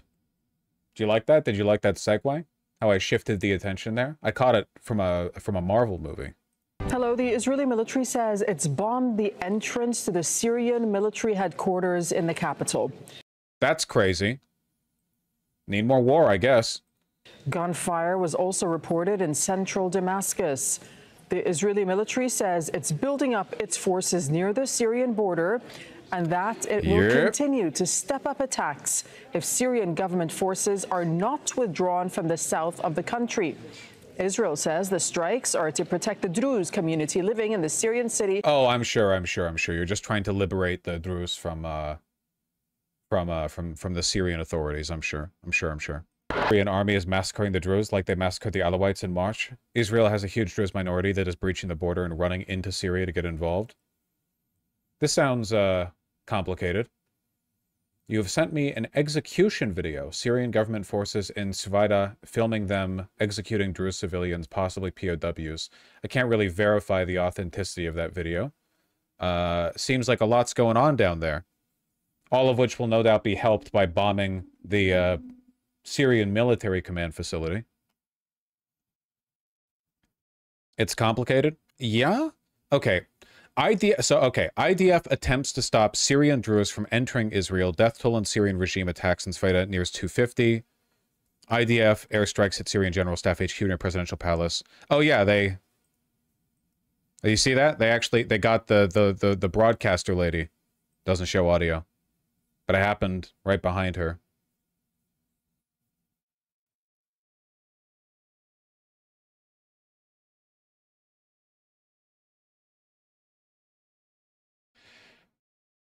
Yeah, seriously. Jesus. The spiritual Druze leader is explicitly an Israeli puppet. He's calling on Israel for helping them defend themselves. Look, there are two subjects to be discussed here, okay? One is the persecution of ethnic minorities in Syria, and the other one is the bloodthirst of Israel. Israel loves it when minorities die, so obviously their intervention has literally nothing to do with that. They just want to continue the war effort because things petered out pretty quickly with Iran, thanks to Trump. Thank you, Trump. Trump actually got pretty mad and indicated that he would be really angry at Israel if they interrupted his beautiful 12-day truce. So, gotta find another target. Use whatever excuse you can. At 1,000 Druze residents of Israel breaching the frontier, dozens of Syrian Druze trying to cross in the other direction. As the toll from the deadly violence in the southern Syrian region of Swaida continued to rise steadily after 4 days of clashes. Havoc on the border is mirrored in Damascus as Israel punctuated its demand that the Syrian regime leave the Druze community of Swaida alone with a series of airstrikes targeting the country's military infrastructure. Syrian government forces entered the majority Druze city of Swaida on Tuesday with a stated aim of overseeing a ceasefire agreed on with Druze community leaders after clashes with local Bedouin tribes left more than 100 people dead. However, witnesses reported that the government forces joined with the Bedouin in attacking Druze fighters and civilians in a bloody rampage throughout the city. The number of dead was said to be approaching 250.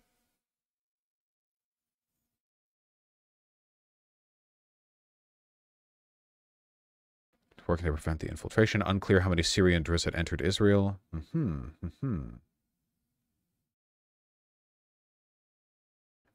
Al-Jolani has shown his colors, and he's been very complicit in these minority attacks. He's allowed these attacks to continue without doing much. I believe he's doing so to help Israel manufacture reason to invade.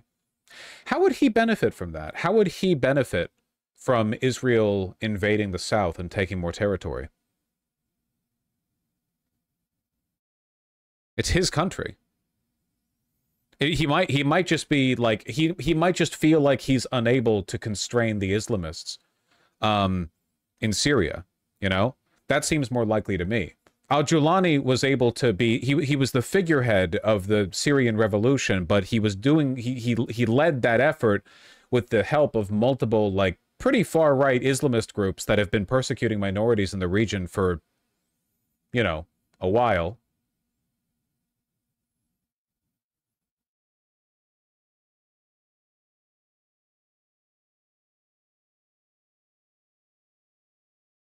The rundown is one Druze militia refused to let Syrian army into the city and is allied with Israel.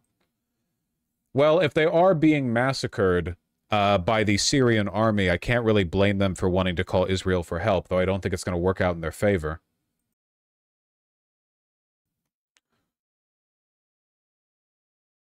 Of As-Suwaida. Violence in the city between Syrian security forces and armed groups, including the Druze, killed at least 70 people since Friday. Hey, loud. That's a scene in As-Suwaida. The Syrian Defense Ministry says its troops are responding to attacks by armed groups. It says army forces are there to stop the violence between Druze fighters and other groups that began on Friday. But despite a ceasefire following negotiations with community leaders, the violence restarted hours later. This time, armed groups are fighting... Was that a dead guy? Yeah, it's a war, you retard.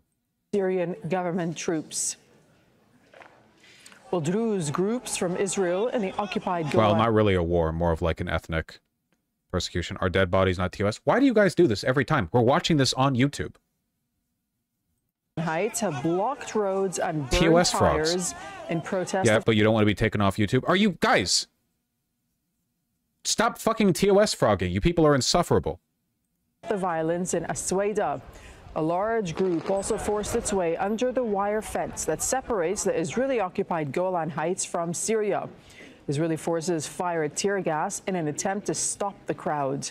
The protesters are calling on the Israeli government and the international community to intervene and to stop the violence in southern Syria. Noor, you're joining us from Jordan's capital, Amman, because the Israeli government has banned Al Jazeera from reporting inside Israel and in the occupied West Bank. Tell us what's happening with the Druze in the occupied Golan Heights and at that border fence area.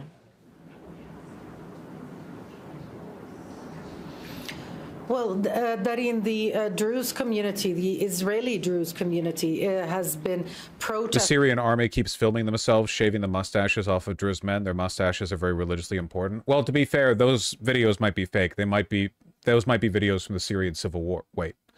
Yeah, I'm not going to form opinions on the disposition or character of any larger groups based on, like, shaky video cam footage of atrocities being committed that I can't verify. This means nothing to me. I need, like, news articles, you know? What it says is a concerted assault on Druze in Sweda by the Syrian government. They've called for international protection. They've asked the Israeli government to intervene. They're all new. It's over 100 videos by now. I don't give a shit. That's not how I'm making determinations about stuff like this. I'm not going to look at 100. It's like 99 videos of a guy's mustache being shaved off. Then the 100th one convinces me finally that this is. I need articles.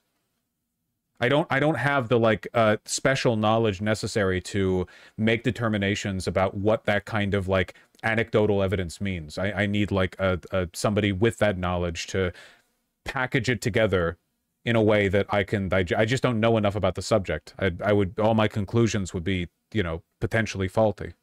And this is the second day that Israeli Druze youth have tried to cross the border in an attempt, they say, to come to the rescue of fellow Druze in Syria. This, of course, creates a lot of chaos for the Israeli army, which is stationed in the occupied Syrian Golan, as well as deeper still in Syrian territory, occupied Syrian territory. That's why there was the firing of tear gas and an attempt to bring back Israeli citizens. Check my former one and Sina Tusi's thread. That was a Twitter thread. Did you not understand the point of what I was making? That was a Twitter thread.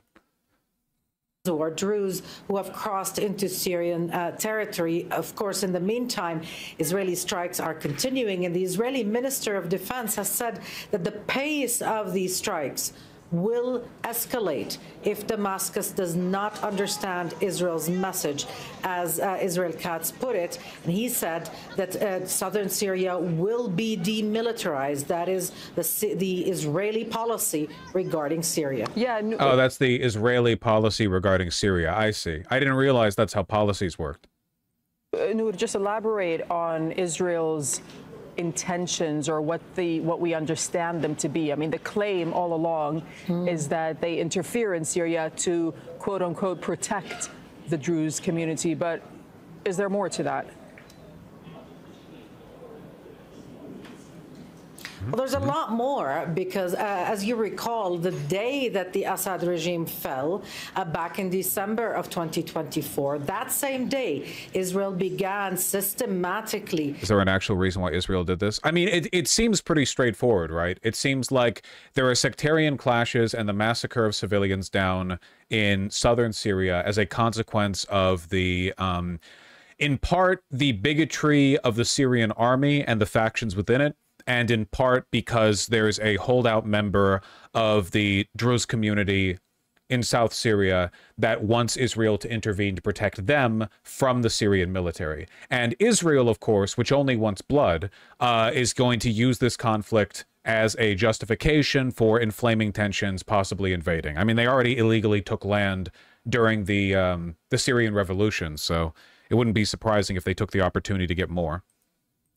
Striking targets of the Syrian army, decimating the capabilities of the Syrian state. It then went into Syrian territory, occupied even more Syrian land, and started establishing military outposts and camps within new. Sorry I'm annoying. I'm Syrian from the region. Basically, since Jelani took over, attacks against Druze have been escalating. The two-thirds of prominent Druze leaders call for unification. The last one is the Druze spiritual leader who wants Israeli liberation, and he commands a large militia.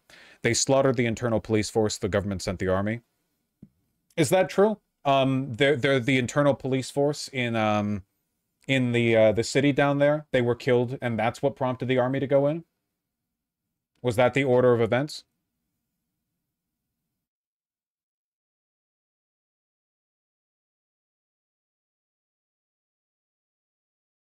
For this escalation? Okay, gotcha. But prior to that, there's already been a bunch of religious persecution of the Druze people. So that's not, so the instigating cause here is that. So the Druze, or at least the spiritual leader of the Druze, is responding to what they perceive as an existential threat against them from the Syrian army.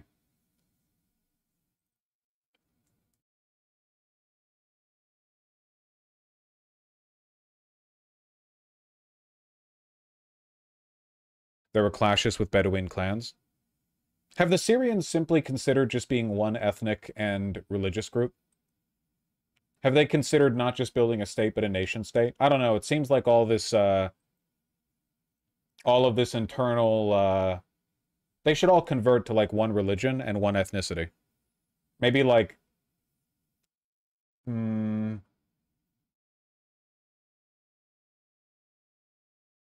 Albanian?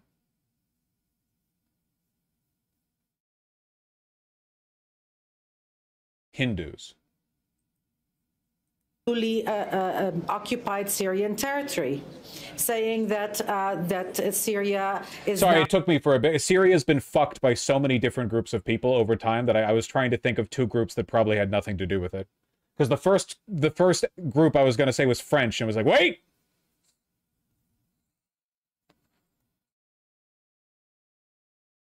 An area of concern for Israel, that Israel will continue to operate there to secure its national interests. But in effect, what it has done is occupy the land, control water resources, and become a significant and quite violent player in internal Syrian affairs, as we're seeing play out in Sweden right now.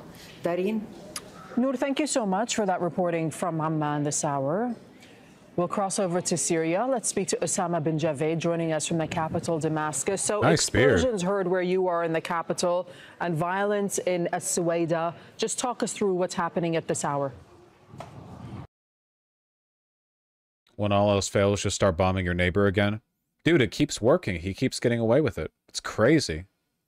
Netanyahu trial adjourned amid strikes on Syria. Over and over and over again, man. Keeps pulling the same trick. A massive Israeli strike has targeted the Syrian Defense Ministry wire fence, which other Druze groups. The Israeli military of 2024 do not identify or affiliate with Israel. Having said that, there is concern within the Druze community in the occupied Syrian Golan and beyond about what is happening. There are fears about the future of Syria, the nature of the Syrian state, and how relations could be maintained, how Syria can be maintained as a united country that can be inclusive. But the Druze are not a monolith. And that is why the Israeli Prime Minister addressed the citizens of Israel, because he at least understands that the leadership of Israeli Druze, the religious leadership of the sect, has called on him personally to intervene, even if that means military intervention, to aid the Druze in Syria. We will have to wait and see how this develops, because again, there is no one voice that can speak on behalf. I wonder if the, what's the name of the Druze spiritual leader? I wonder how much he's acting sincerely and how much he's compromised. It is pretty weird that he wants Israel to intervene. That seems a little sussy, I guess. Wonder if they got to him.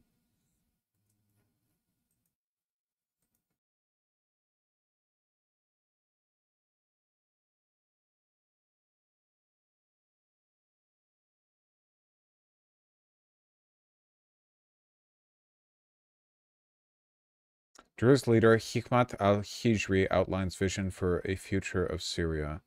Spiritual leader of the Druze.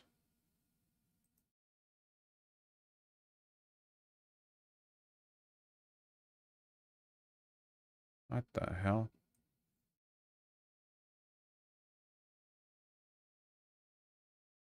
He was born in Venezuela! Huh. Neat. I don't think you need to be a compromise to be a leader, taking whatever aid is convenient. You gotta be pretty fucking wacko if you're on the border of Israel and you're pleading for Israel to intervene in your country. That's insane. That is crazy, you know? It's like calling 911 if you're getting mugged, except the 911 call just automatically directs a Patriot missile strike on your location. Like, I feel like a lot of people wouldn't call.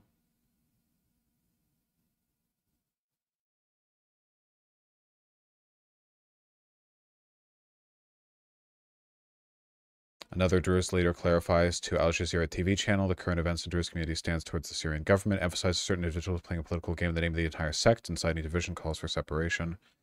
He reaffirms his support for the Syrian government, which he considers to be representative of the hopes and aspirations of the Syrian people, firmly rejects Israeli intervention. Okay, so yeah, he's one of the...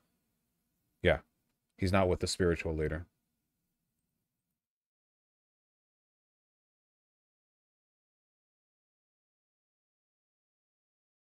They raised an Israeli flag in Sueda? Okay.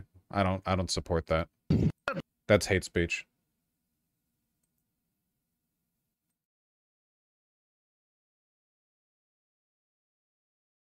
This video is good? Okay, we'll watch this video from DW News. 1 second.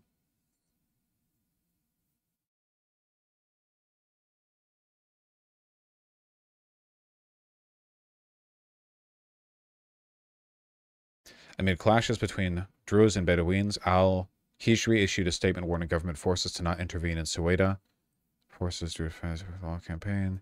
He called on Donald Trump, Benjamin Netanyahu, Saudi Crown Prince Mohammed bin Salman, and Jordan's King Abdullah II to save Sueda.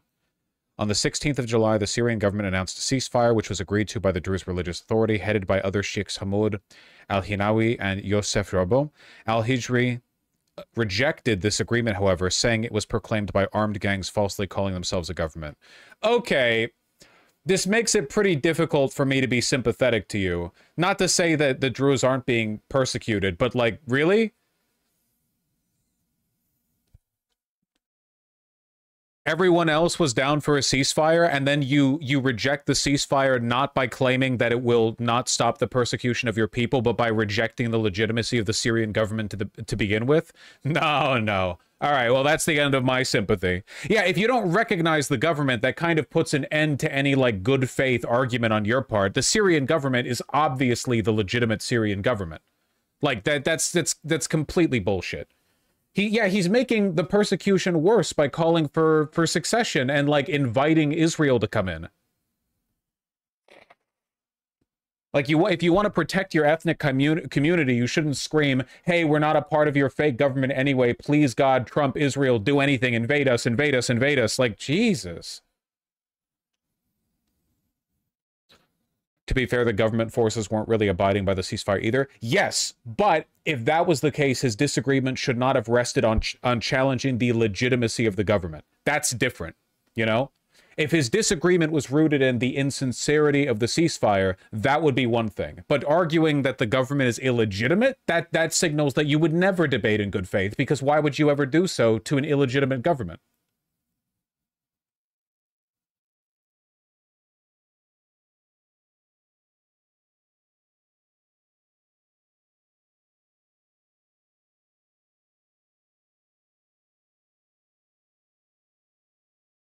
He literally asked the government to not intervene in the local armed conflict with the Bedouins. Well, he might ask that if he felt the government would do worse to them than to the Bedouins, right?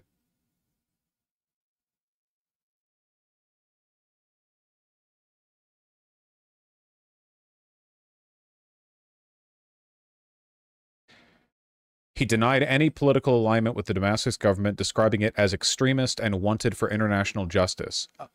Yeah, this guy might just be a Fed. What? Was he doing the CNN bit? Oh, al-Julani was wanted for terrorism. He's an extremist? It seems like he's just painting targets down on the ground so Israel can bomb everyone. I don't know. He refused to recognize the new constitutional declaration, calling it illogical. I don't like this guy. I don't like the Syrian government's persecution of his people, but I really don't like this guy.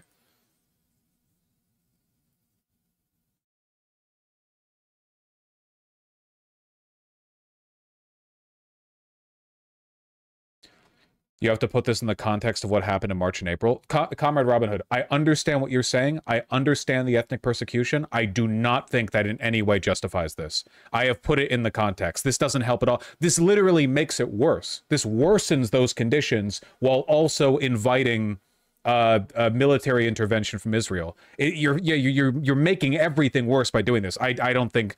I'm not saying he's necessarily bought. I'm just saying he's maybe a fucking idiot. I don't agree with this at all.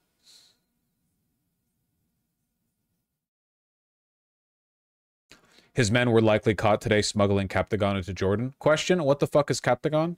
Oh, I'm guessing drugs based on the way these are laid out.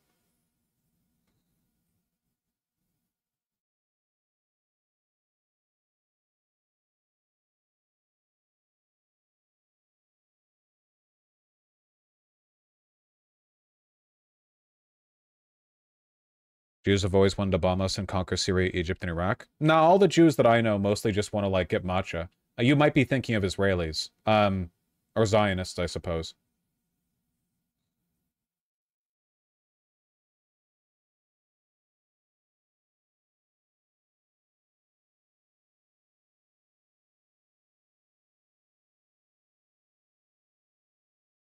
What kind of drug is this like?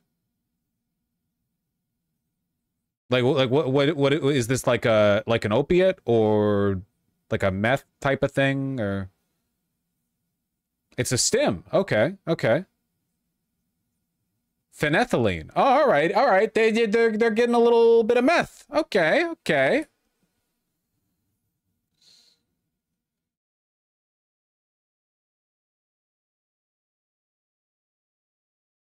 Israel is essentially sending Druze reinforcements from the occupied Golan Heights. They opened a fence to let him run wild. Yeah, I don't know. It seems pretty transparent that Israel's taking advantage of a genuine conflict and of, like, maybe a guy on the inside, maybe just a fucking idiot, to continue the war effort, to keep spending money on bombs, to maybe even expand their territory.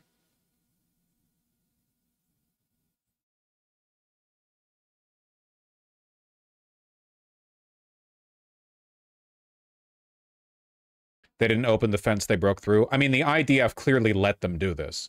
It's a border fence between countries that have been in conflict. If civilians were able to stream across the border into Syria, I guarantee you that it's because the IDF let them. Or have you seen what the IDF is willing to do when Gazans get close to their border fence?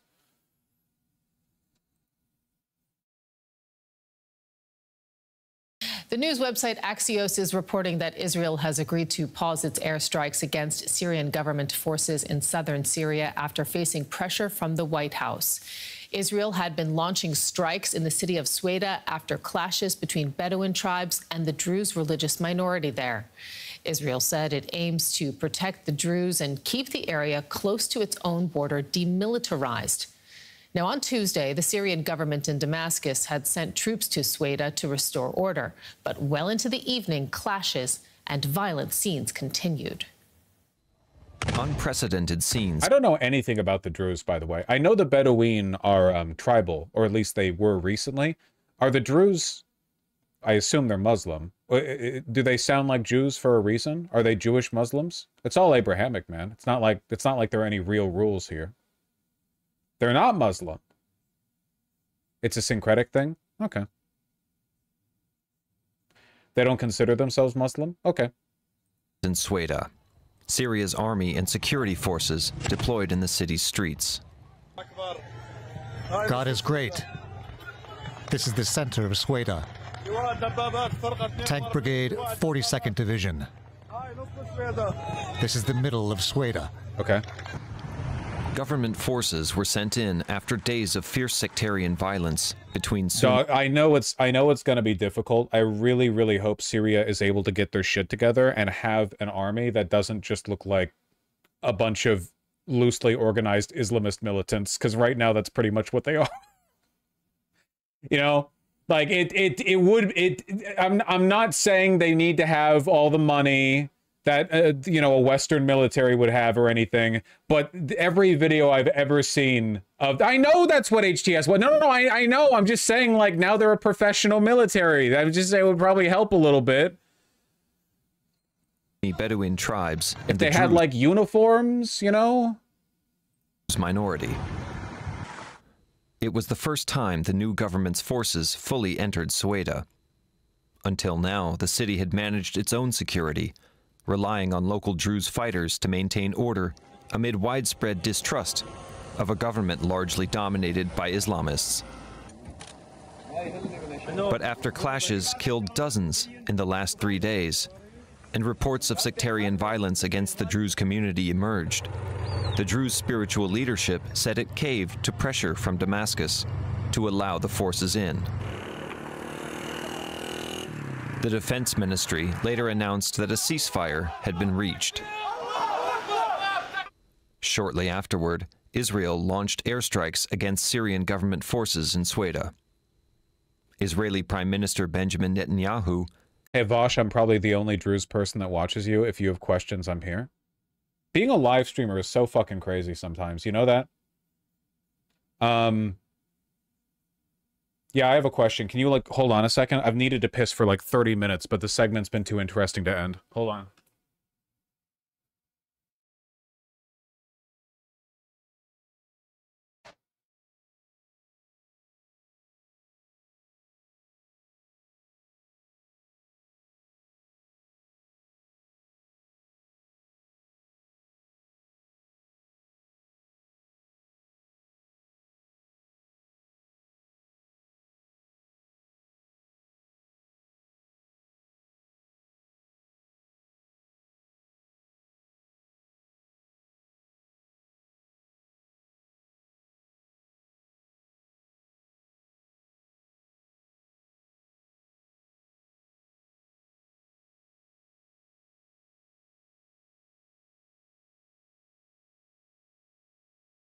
Wow.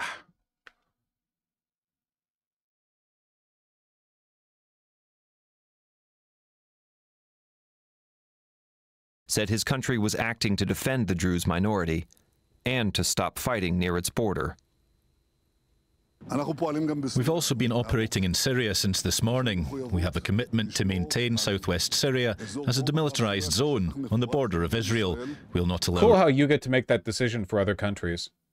...return to a situation where a second Lebanon is being established for us there. Dead and wounded from the clashes, as well as the Israeli airstrikes, were taken to a hospital outside the city. We were entering Ceuta to secure the civilians and prevent looting. I was on an armoured personnel carrier when the Israeli drone hit us. There are lots of casualties. Many young men were martyred. Despite the ceasefire, fighting continued on the ground, raising fears that the conflict could descend further into sectarian violence. And let's get more now. We're joined here in the studio by DW reporter Gazia Ohanes, who is from Syria, and she joined... The paramedics were slow to reach the people because Israel was bombing any and all vehicles entering Ceuta. I mean, yeah, obviously, Israel just wants blood. It's always been like that. I don't know. Yeah, it kind of seems like... I don't really know what an off-ramp would look like for Israel. It's not like Israel intervening would improve anything.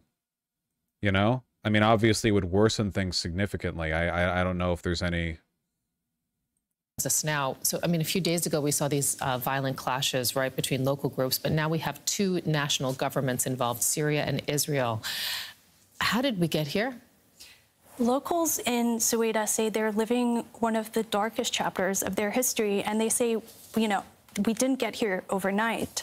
This has to do with a lot of built-up tensions between different sectarian groups and religious groups that exist in the region and also in the country.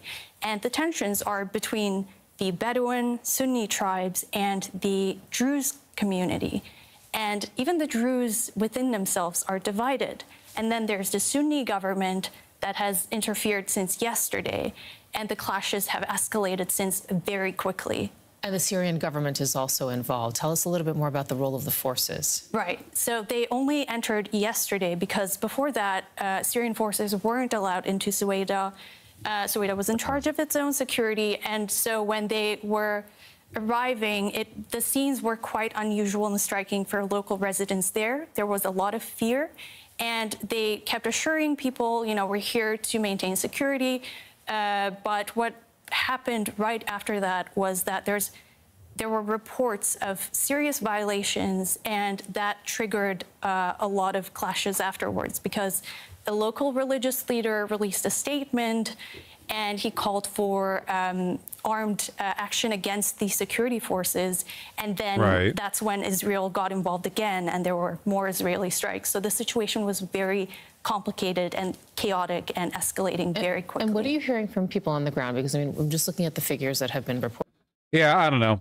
I don't really know what can be done to resolve the sectarian conflicts and the persecution of the Druze people in Syria, but I do know that Israel intervening will only make everything worse. So that's the position that I'm coming away from, or coming away with from this, I suppose.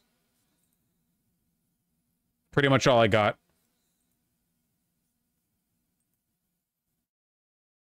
The Israel bad axiom. Literally never been wrong.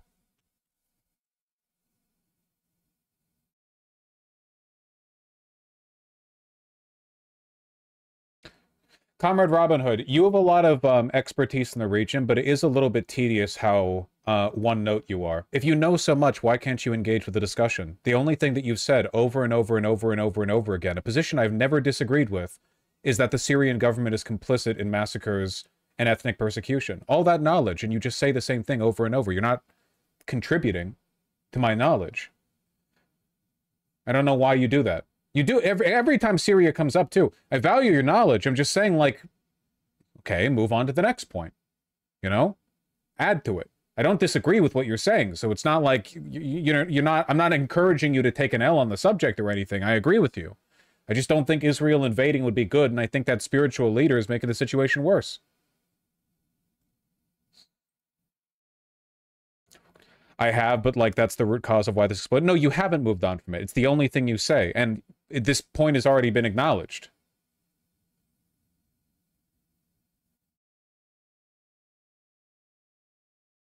Since you contest my assessment. Oh, first time you've been here this month. Okay, okay. All this happening, Syrian army is massacring the Druze. He's not an Israeli puppet, terrified of getting massacred like the Alawites did. No one acted.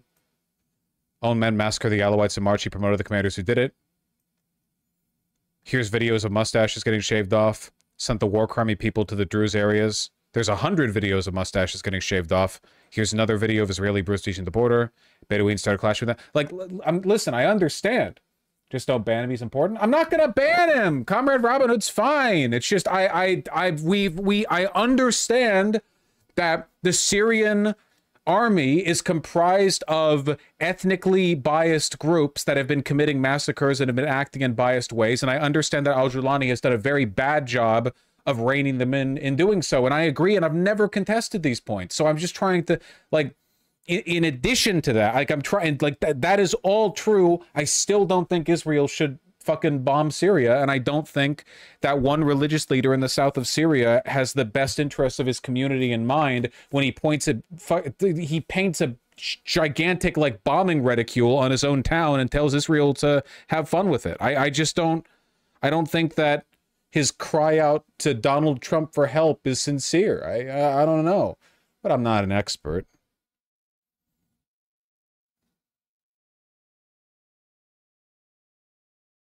It's a complicated subject. Sorry, just moisturizing my forehead. There's a reason I look youthful 29 rather than my actual geriatric 30, and it's because I moisturize frequently.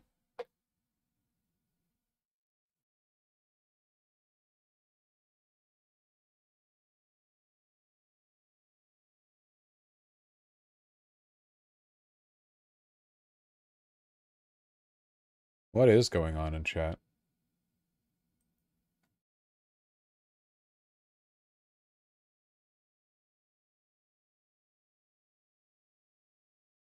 Okay, Comrade Robin Hood, you and I both know perfectly well that Israel's decision to bomb and invade neighboring countries has nothing to do with how unstable those countries are or how much persecution's going on in them. They were bombing Syria during the Syrian Revolution. They were bombing Syria when Assad hadn't even been ousted fully from power. They were gagging for it. They took land. They took the fucking mountain range at the southwestern region of Syria. Golan Heights? No, they took those a while ago. I'm talking about the additional bit they took. The acquisition they took at the beginning of the year. The Golan Heights, that was a while ago.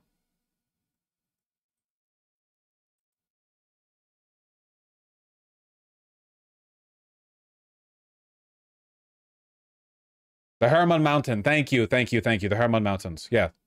Isn't that also just a part of the Golan Heights? Yeah, but the Golan Heights were taken a while ago. I'm talking about the new acquisition. I'm just saying they took more territory.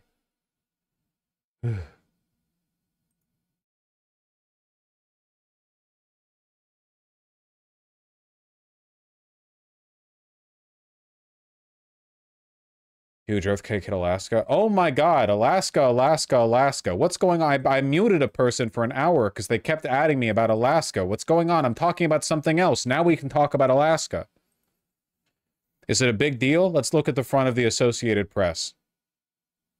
I don't see any mention of it. Can't be that bad.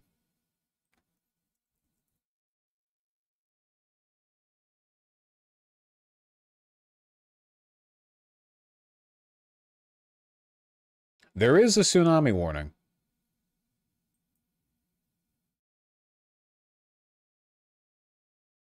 Here's Reuters. 7.1 strikes the Alaska Peninsula. Oh, can't blame climate change for this one. And a tsunami warning has been issued. Okay, well, how severe is the tsunami warning? I don't really know how accustomed to earthquakes that area is. I can't really...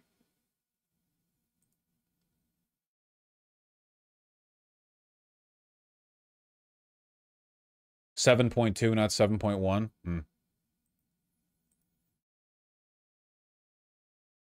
Any information on the potential severity of the tsunami?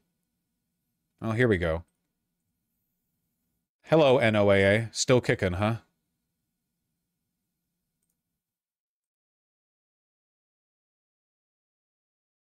Does anyone even live down here? 7.2, 50 miles south of Sandpoint, Alaska. Origin time about 30 minutes ago. Breakpoint marker. Okay. So, what, does it give, like, an expected tsunami size? Is there any information on that? Way to live here, what's going on? No, you don't. You don't live in the ass end of fucking Alaska. How many people live here? Be real. Come on. It's fucking cold here.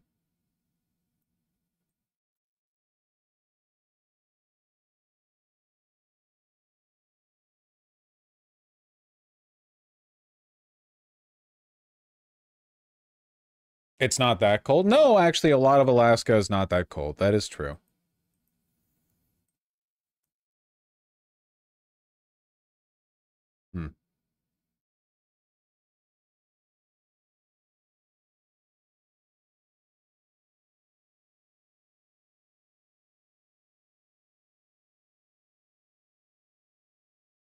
Yeah, 22. Okay.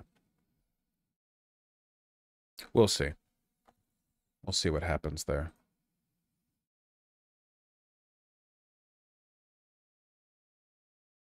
Is an Anchorage up there somewhere? Nah, it's fine. It's fine.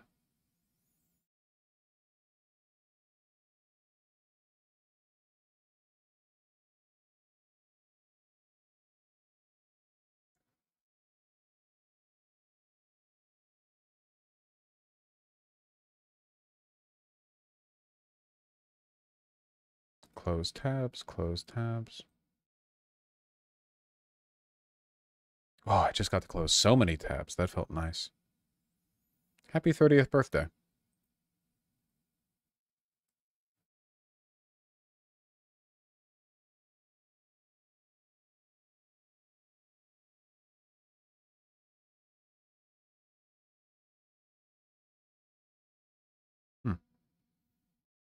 There it is. Lip was getting tickled. Having a beard is tough sometimes, you know? Okay. Let's see.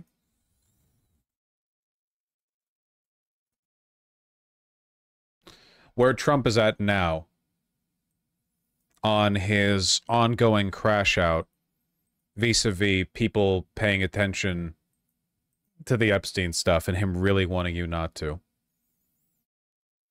He called supporters of his who care about the Epstein files weaklings. Here, just... With the president still talking about the Jeffrey Epstein case, the Justice Department is busy trying to keep his accomplice, Ghislaine Maxwell, from successfully appealing her conviction on sex offenses involving minors. In a brief filed with the Supreme Court yesterday, the DOJ argued that her claim that Epstein's 2007 plea deal should have also covered her is both incorrect and unlikely to succeed in, quote, any appeals court. For more on her actual role up to this point, here's CNN's Randy Kay.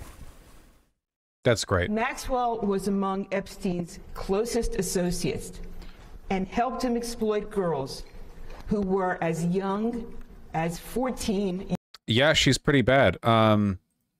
The release of this list. I just want to read you what he posted this morning, because this is what really set it off. You can see how much anger the radical left Democrats have hit pay dirt again, just like with the fake and fully discredited Steele dossier, the lying 51 intelligence agents, the laptop from hell, which them swore had come from Russia. No, it came from Hunter Biden's bathroom, and even the Russia scam itself, a totally fake and made-up story used in order to hide crooked Hillary Clinton's big losses in the 2016 This is definitely a toilet tweet. Yeah, for sure. These scams and hoaxes are all the Democrats are good at. It's all they have. They are no good at governing, no good at policy. When he's right, and no good at picking winning candidates. Also, unlike Republicans, they stick together like glue. Their new scam is what we will forever call the Jeffrey Epstein hoax. And my past supporters have bought into this bullshit hook, line, and sinker. Oh my God. Why does he keep... He seems a tad spooked. Historically, like, he's been able to bring his followers along with pretty much any position he's had. I've never seen him take a stand like this. Like, as your lawyer, I'm encouraging you to keep posting this shit. God almighty, you keep bringing attention to this schism. Like, you could just be quiet and let it ride, but instead every day you wake up and you're like, no, if you care about this, it's because you're a Democrat. You're not even a real fan of mine. Oh my fucking God.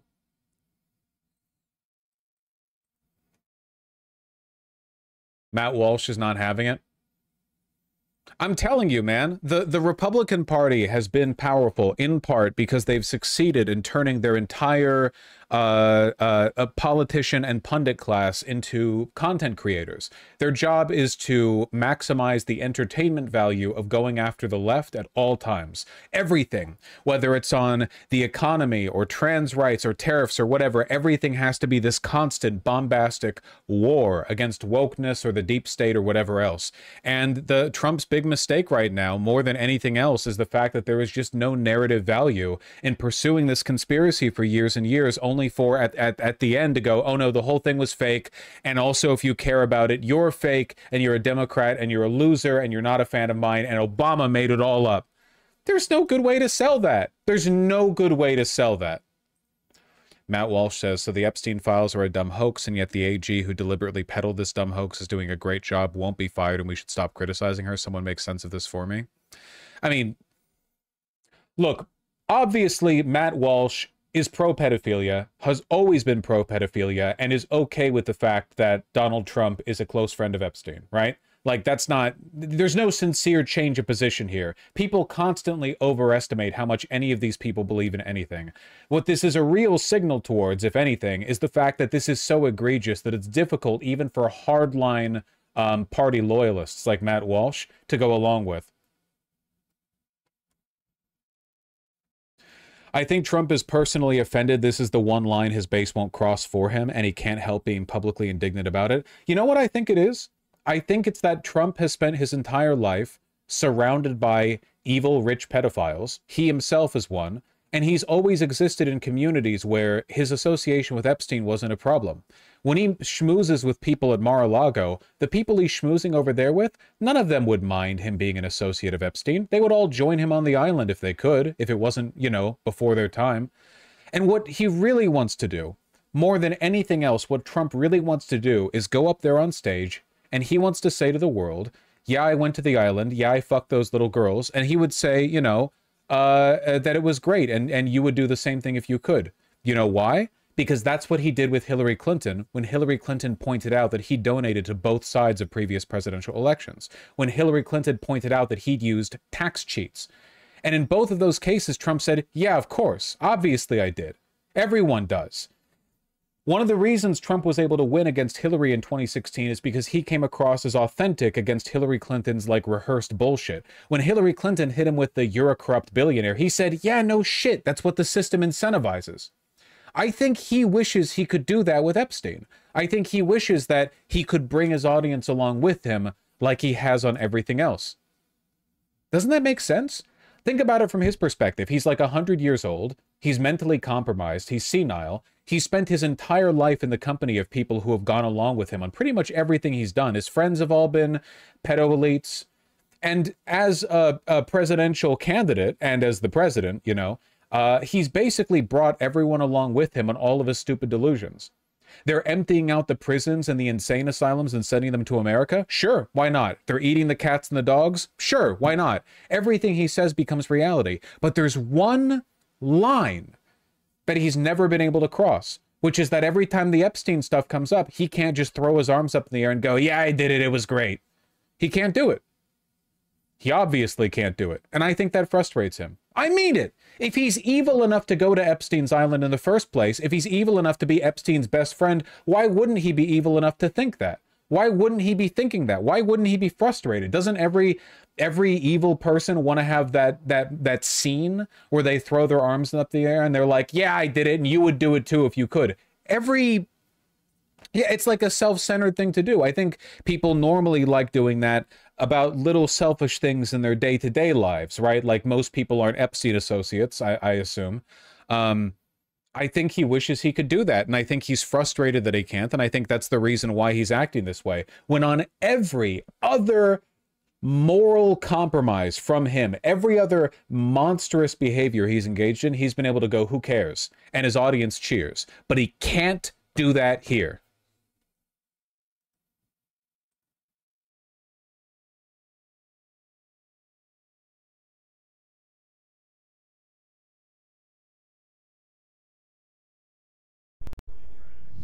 President Trump, would you consider appointing a special counsel to investigate the Jeffrey Epstein investigation?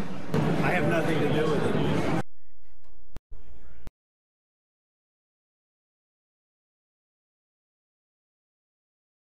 it.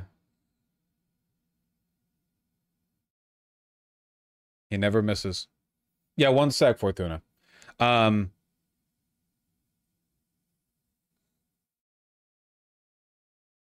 Angrier he's getting by Wasn't the there minute another post? over this Epstein coverage. He said, my past support do the Democrats' work.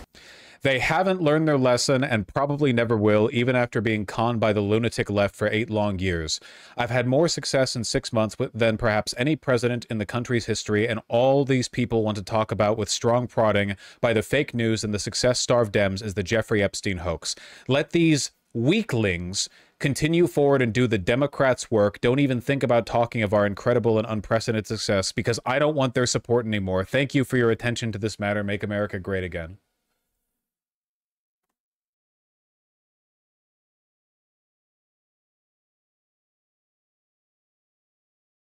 It might actually be enough to meaningfully split the party or kick enough people off of it. I don't know, like, it's a genuine crash out. Like, I know that term gets overused, but like, actually, yeah. New poll finds only 3% of Americans are satisfied with the amount of info released in the Jeffrey Epstein case. Fantastic. I've said this, though, one thing that really, really, really pisses me off is that Democrats need to stop referring to this as the Jeffrey Epstein conspiracy biting Trump in the heel, you know? It's not the Jeffrey Epstein conspiracy. It's not a wacky theory they cooked up that's now like boomeranging back to hit him. It's the actual fact that he was close friends with Jeffrey Epstein and was a longtime associate, and that they were pedophiles together. Well, still are pedophiles, just one of them's in hell now. Soon both.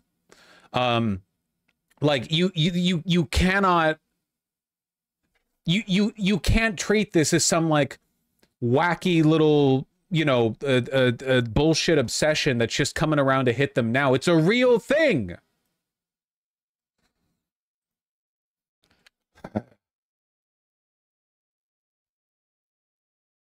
Does it not feel like a bad joke that this is the line the party's splitting over now? Yeah. And Harry Enton, let's go now to CNN chief data analyst Harry Enton. And Harry Enton, there's a new CNN poll that's just out. How's the controversy impacting the president's support? Yeah, I would say that the word is dissatisfied. That is how Americans feel in terms of the releases so far of the Epstein case. Take a look here. Epstein case, amount of info release. The winner here, 50% dissatisfied. Doesn't matter, 29%, not heard enough, 17%. But look at the bottom of your screen. The percentage that are satisfied is just 3%. Imagine how much better these numbers could look if Democrats were anywhere near as loud about this. Democrats are so loud on stupid anti-Trump bullshit that nobody cares about, okay? Nobody fucking cares that Trump's destroying the Constitution. Nobody knew what it was anyway, and nobody liked it, okay? You can focus on this. They won't because of Bill Clinton, probably Schumer or whatever, I don't know. That's one, that's two, that is just 3%. I feel like the count on Sesame Street, just 3% of Americans are satisfied so far with the amount of information released. The clear winner in this particular case is 50%. Half of the public is dissatisfied, at least so far. And Richie Torres, yeah. And are you seeing a big difference between how Republicans and Democrats are viewing this? Yeah, give me the partisan data. No, and that I think is kind of the interesting sort of nugget in what's going on here. You see this 50% dissatisfied, and let's break it down by party. Okay, Epstein case amount. Damn, dude. Look at how fucking quickly so many Republicans fall in line. Oh, sorry, we're actually pro-Epstein now. Whoop. Now, 4% satisfied, but look at how many fewer Republicans are dissatisfied. Look at it again. I am looking at it. A bunch of Republicans are up in the air. About 50% more Republicans are up in the air than Democrats. We need to mention this. Like, this needs to be brought up forever and ever and ever, okay? Like, I cannot believe that Trump has made himself so vulnerable to this. Every Democrat who leaves this on the table is complicit and presumably was on Jeffrey Epstein's island. Don't even think about talking of a huge part of his base that believes that there are Epstein files that need to be released. See, it's bullshit like this that really pisses me off. It's not a huge part of his base. The Attorney General said there were. It's reasonable to assume there are, because why wouldn't there be a bunch of like evidence on a massive sex trafficking like breakup like that? Stop treating it like it's an obsession of theirs. It's a real thing. Saw that when Charlie Kirk held his seminar over the weekend in Florida, and there were thousands upon thousands of people there cheering to release the files, cheering for Dan Bongino. You are seeing a real break here in the MAGA movement. Now, the question is, as you said, do they fall in line eventually? And we just simply don't know. Like, you're basically making Trump's point for him when you do stuff like this, because you're reinforcing the idea that the Democrats' interest in the Epstein files is only a cynical attempt at undermining Trump, rather than a real, authentic desire, which I share, to punish the associates of Epstein for the decades of pedophilia. It's a real thing. I've been consistent. I've had this position from day one. Everyone should. It's crazy that people don't.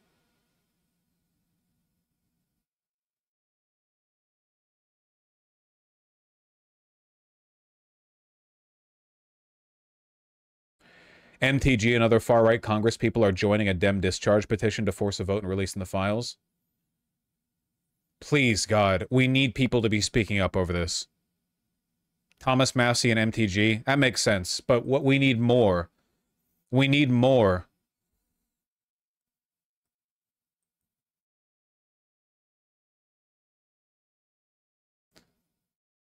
performative she voted against it. Well, yeah, it's Marjorie Taylor Greene.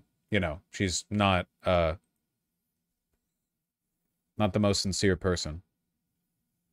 I'm a bit sus on how good faith a release would be. Yeah, there's a million ways that the administration could lie, but I want to see them jump through those hoops themselves, you know? I want them to need to make those moves. Dems and Massey wrote this bill, FYI, with Ro Khanna. I am hardened quite a bit that Massey is involved in this because he's like the GOP's #1 hater from the inside. Dude fucking hates Trump. So he's been beefing with Trump on basically everything for as long as they've... Certainly recently, I mean, the big, beautiful bill stuff. The one rhino left. Oh, not because he's a rhino. It's because he's like a weird crank libertarian type, you know? But from that position, he's been more militant against Trump than a lot of Democrats.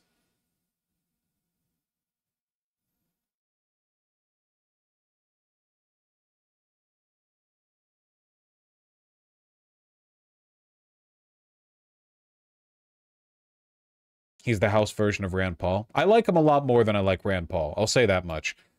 I think he believes what he says a little more than Rand Paul.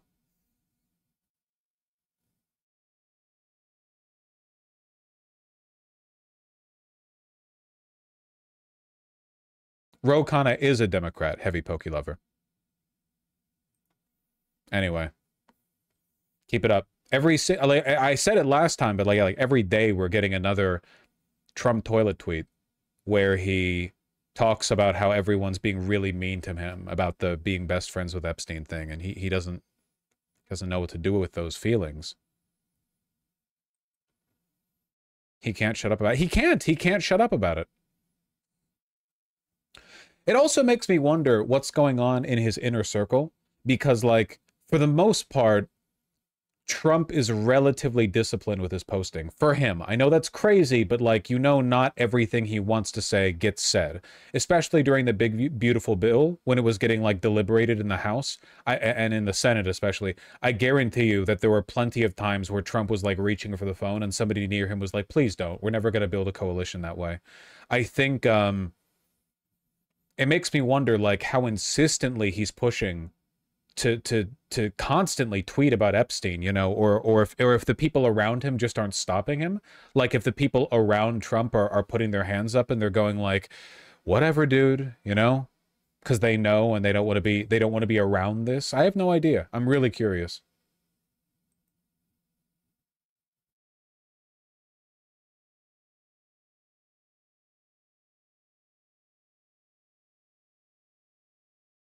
Maybe we're being distracted? No. It's almost never the case. All right, 1 second, guys. Right now, Pigeon's in the timeout room because she's been mean to Capella, and I'm going to go check to see what the temp's like in there. Because it is a warm day.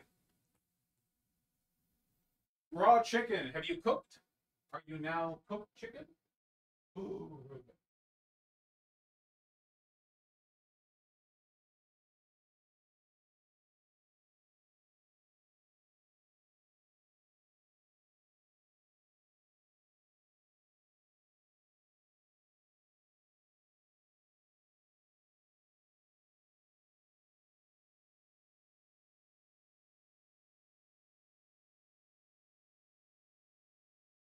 Actually, the Fortuna, are you there?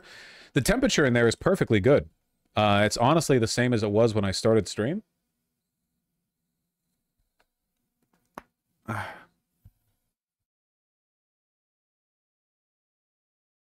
Still raw.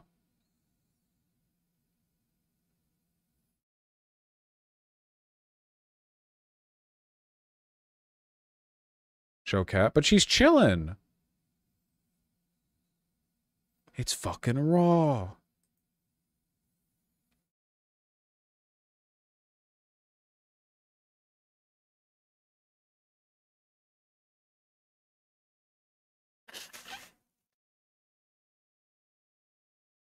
Isn't it bad to punish cats since they don't understand what they did wrong? We're not punishing her. We're keeping her away from Capella.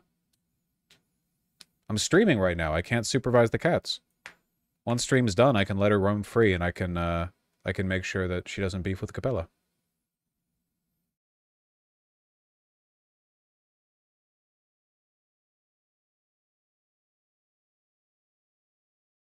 They do know a little bit. That is true. All right. I'm sorry for the relatively shorter streams lately, but for those of you who haven't, who didn't catch it, I'm moving soon. So as a consequence, I have a lot of work to do. It's just life stuff. You know, I got to prepare. I got to box stuff to Canada to be with my beautiful partner.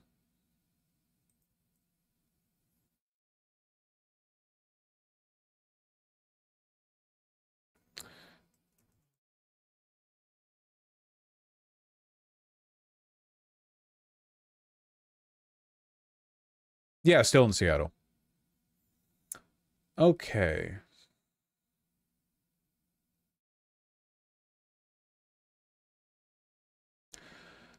Kowalski and Indy Jones 08, thank you for the $5 both. Have you ever made a video specifically explaining why previous socialist revolutions led to authoritarianism? I mean, I've talked about it, but it's not really like one single cause.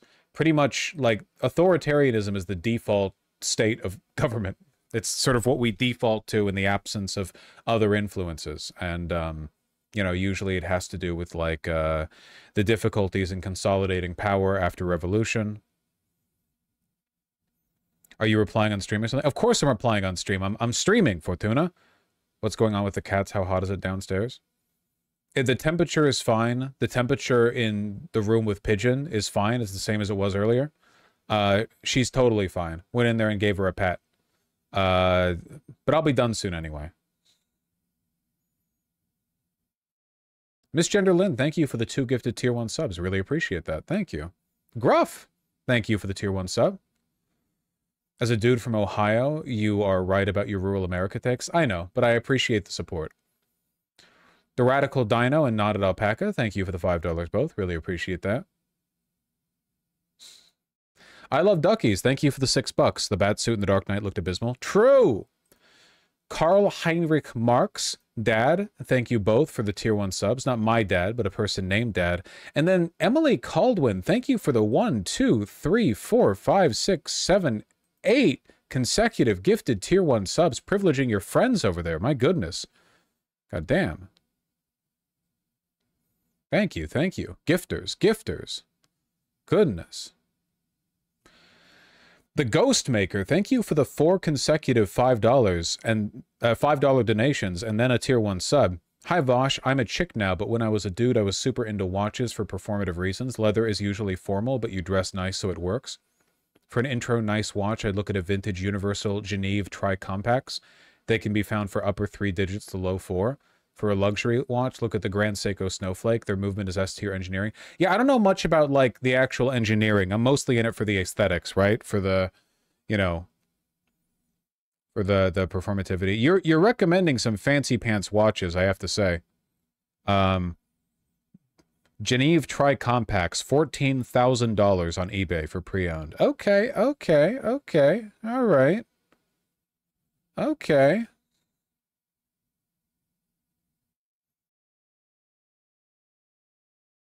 Nice try, Radical Dino. We got a lot to read, and I gotta go. I don't know much about Grand Seiko. But the Ghost Makers, thank you very much for the information. This is a beautiful watch. And for the tier 2 sub as well, my goodness. Tier 2 and tier 1 sub. Sake, thank you for the 5 tier 1 subs. Really appreciate that. Jowl, thank you for the tier 3 sub. Excellent point on current generation fashion trends, how it's a response to the collapse of American culture. Going to be a Y2K/grunge fashion nerd till death. Yeah, whatever you're into, right? I just think people are getting more into like heritage stuff and thrifting, you know, because we're beginning to redevelop an appreciation for the kind of artisanship and longevity that used to define the clothing we made.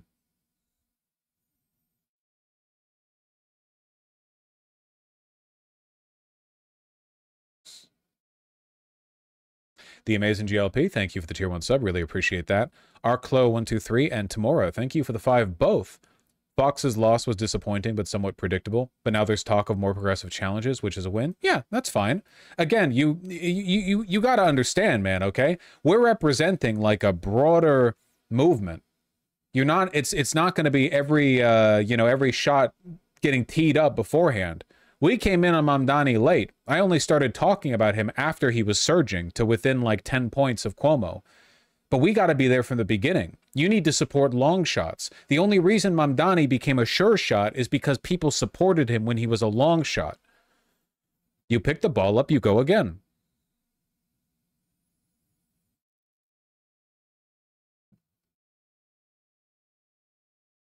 Intern, thank you for the tier 1 sub. Iron Pond and Skynet, thank you for the 5 both.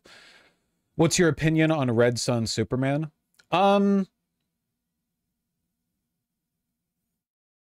I think that Red Sun Superman is a very good graphic novel.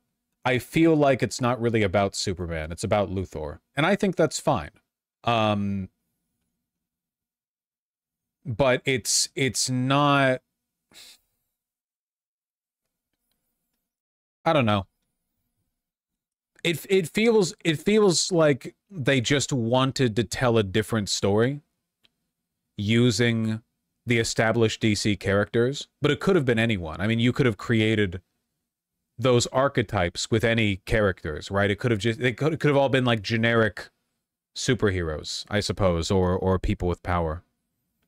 Thoughts on Kat Abu Ghazela? Why do people keep asking about her every time she comes up? I've said I like her, I support what she's doing. Why do people keep asking me?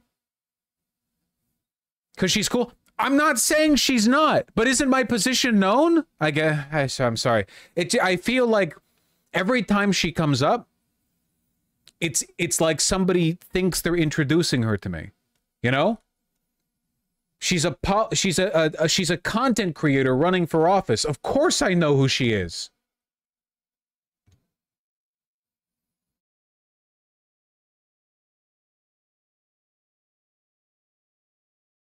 Crashing out. Urarara, thank you for the tier 1 sub. Malopsy, thank you for the tier 3 sub. That shade of yellow looks lovely on you. I love Duckies, thank you for the $5. Really appreciate that. Thank you. SamFan155, thank you for the 20 bucks. I responded to this donation because it came in while I was recording offline segments. Elon sure loves to joke about dick and balls. We all do, except we're not 50-something and Elon's 54 years old. I will make dick and ball jokes when I'm 54 years old, I'm afraid. Arclaw123 and King Jar Jar, thank you for the $5 both. Really appreciate those. Clusive C, thank you for the $13. Superman's the most I've enjoyed a superhero film since the Batman. I really hope they fold Pattinson into the DCU. Unfortunately, I think they've said that they will not be doing that. So, I wouldn't look forward to it too hard. Alia88, thank you for the $5. Congratulations on getting your German passport. Cataclysm, thank you for the 2 tier 1 subs. Just found out about the Slate trucks from stream a while back. Wanted to let you know they have a vehicle at the Space Needle today and tomorrow. Really? They have a Slate over at the Seattle Center? Interesting. Okay, okay. Narmer, thank you for the very kind $10. To continue the very subtle political commentary they're doing, they should replace Zod with a brother of Superman's and named him Israel. I think that would mix the metaphor a little bit, don't you think? Considering that Boravia is Israel. Is everything Israel?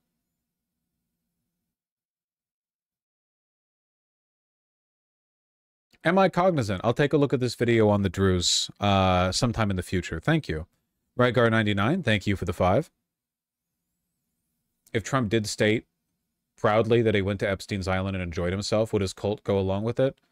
A lot of them, but not enough. Not near enough. That would be too much, I think.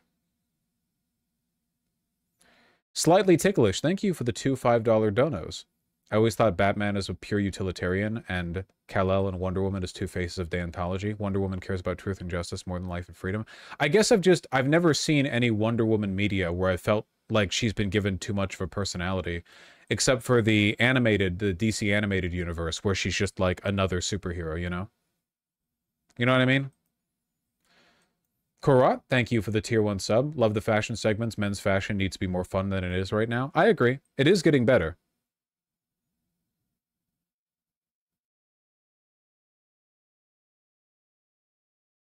Why the fuck does she have an invisible plane? Who knows?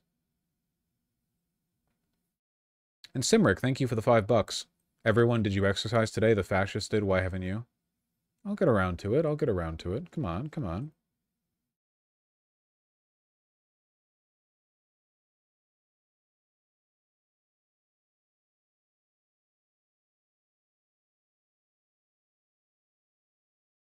In the DCAU, she's very bloodthirsty. Well, yeah, she's like, she's a warrior.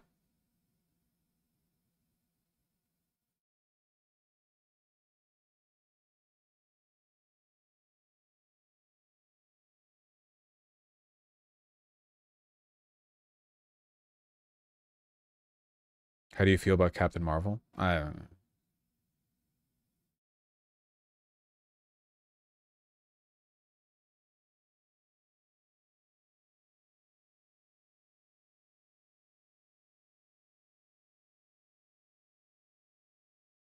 TI, thank you for the 20 kronar. John and Memory Suit, thank you for the $2 both. Oh wait, I already read these. Did I? I did read those. Okay, okay. Session Amaro, thank you for the very kind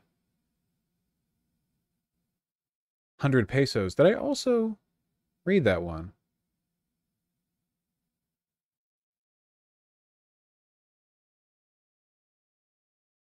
No, I didn't. Okay. Session tomorrow. Thank you for the very kind 100 pesos. Terraria Calamity win. I'm actually playing Terraria Calamity on my own time right now on Master of Vengeance.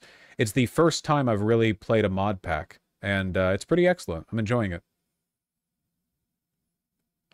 I was hard stuck on Brain of Cthulhu, like 100 deaths, dude.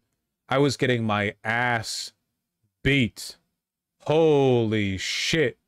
Oh my god, that fight demanded a lot from me. I was... Whew.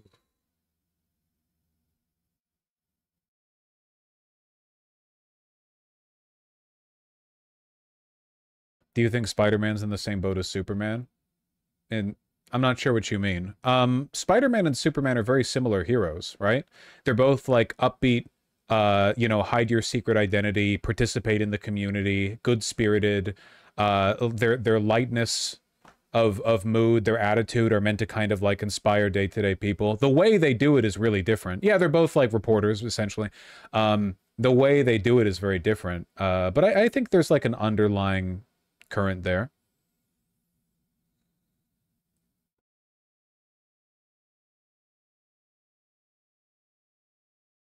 Do you mean Superman and Spider-Man? Yeah, Superman and Spider-Man.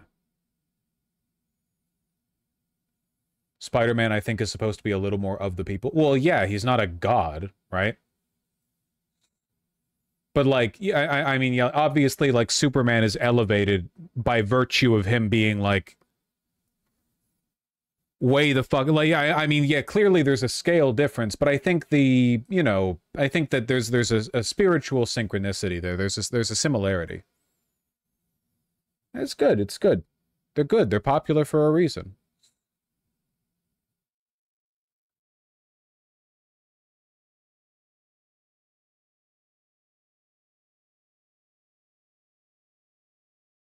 Dude, it pisses me off so fucking much how in the Marvel Cinematic Universe, everyone is always the same strength. I hate that shit so much. I saw on a flight, I saw Captain America Brave New World, which was ass, by the way. Literally, like, just slop, nothing film. Nothing with it was retained at all. And it just they did this in Captain America Civil War. It's so fucking annoying how in order to keep the theme of the ensemble, everyone has to be basically the same strength. The only times they depart from this are with the Hulk and Thor in the Avengers, where when they show up they're obviously stronger than everyone else. But even that like gets folded in, and eventually you have weird situations where, like, I don't know, Captain America is able to go hand-to-hand combat with Thanos for a second, or like Bucky, or even fucking like Black Widow is able to like go toe to toe with the Super for a second, and it's like, I don't know, man. I'll watch Thunderbolts. I'll watch Thunderbolts.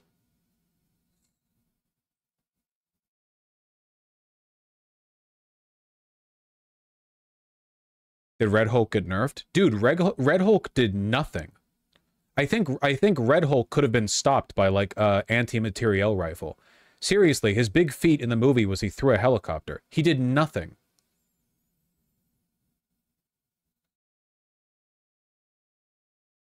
Didn't he crash a few planes? He did nothing. There was a helicopter that was like, how do you fight the Hulk? You hover 50 feet in front of him.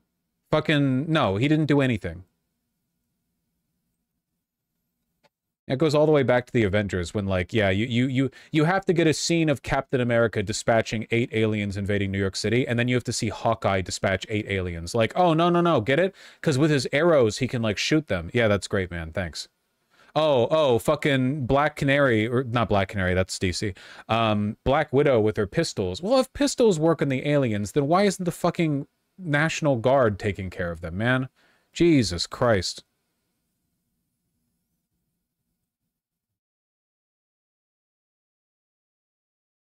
Stupid. Speaking of the DC animated universe, I've always hated that when all the heroes get flattened to the same strength. I love the fact that in Justice League and Justice League Unlimited, there's a very clear and generally pretty well-respected power hierarchy where everyone just kind of acknowledges Superman's up there, you know? There's one episode in Justice League Unlimited where a bunch of they are always talking about gender in Justice League Unlimited. There's so much gender in that show, but there's a scene where a bunch of the female members of the Justice League Unlimited are mind controlled so they can fight in an arena for people to gamble on them because they're like hot broads fighting. It's like, oh, we got members of the Justice League to, you know, fight in their lingerie or whatever. Well, they're not in their lingerie, but you know, it's the uniforms they wear. Their superhero outfits. You get it. And they and a bunch of the women are like breaking free of the control, and then they show up, like Wonder Woman shows up, and everyone else there is like, well, shit, that was fun. That was a good ride, you know. We're fucked. Batman is the only mortal to ever dodge Darkseid's Omega beams. Yeah, but that was stupid. That was dumb. That's kind of what I mean, though. Like, oh, what? Because he ducked, he turned around, like he jumped off another guy and it hit the other guy. Like, no, come on. You don't need to give Batman feats like that. Like the undodgeable Omega beams actually just move at around 15 miles an hour, and you can evade them by like turning a corner really quickly. Like, yeah, it's just stuff like that.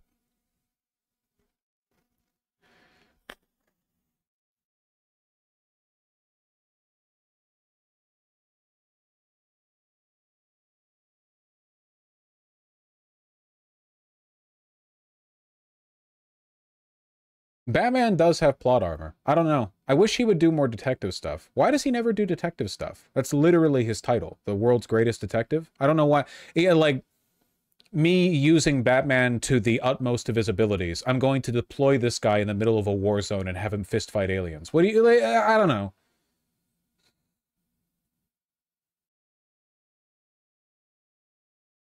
I gotta move on. Saf911 of Victorious Gardenosaurus, thank you for the 2 $5 donos. Really appreciate that. P94, thanks the $10. Heading to Seattle and hiking, by the way. So excited. Nice! Have a great time. Hillel Finder and Still Alive, thank you for the $10 both. Really appreciate that. Jeremy John's main criticism against Superman was that it was too non-serious, and James Gunn doesn't let serious moments go without some quip or joke that ruins it. Does he have a point or is he off? He's way off. That's just not true. It's not a Marvel movie. Tons of serious stuff happens in Superman that is not like deflated or compromised with a joke. Superman was a little too quippy? Was it? All of the serious moments in Superman were taken pretty seriously. Everything going on in Baravia when Superman was dying in the pocket dimension, I'm pretty sure like every tonal beat was landed consistently, you know?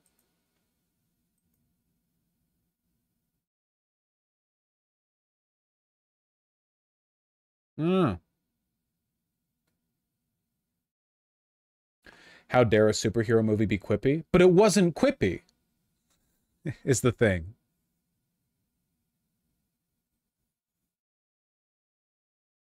And Hello Finder, they've got a bunch of different narratives. Raviolupe, thank you for the 5. It'd low-key be peak if Gunn cast Henry Cavill as Zod in the upcoming movies. Yes, cast Henry Cavill as Zod and let him actually act. Oh man, that would be fucking peak. That would make Snyder, I almost said Snyder facts. That would make Snyder Cells so fucking mad. Paijirai, thank you for the $20. Really appreciate that.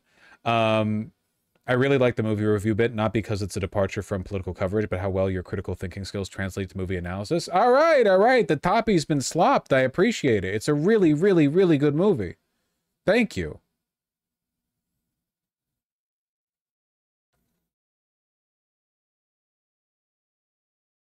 I do like talking about media. Harvey Danger Noodle and Tess G, thank you for the $5 both. No, I've never read the 2000 arc of Superman by Geoff Jones, where he goes to the future to find super Nazis have co-opted his image. I have not seen that. Drew Badu, thank you for the $2. Ravenhill and Fragile Wolf, thank you for the 5 both. Really appreciate that. Would you say the same concept applies to college and student loans? Yes. Arithmetic, thank you for the 5 CHF.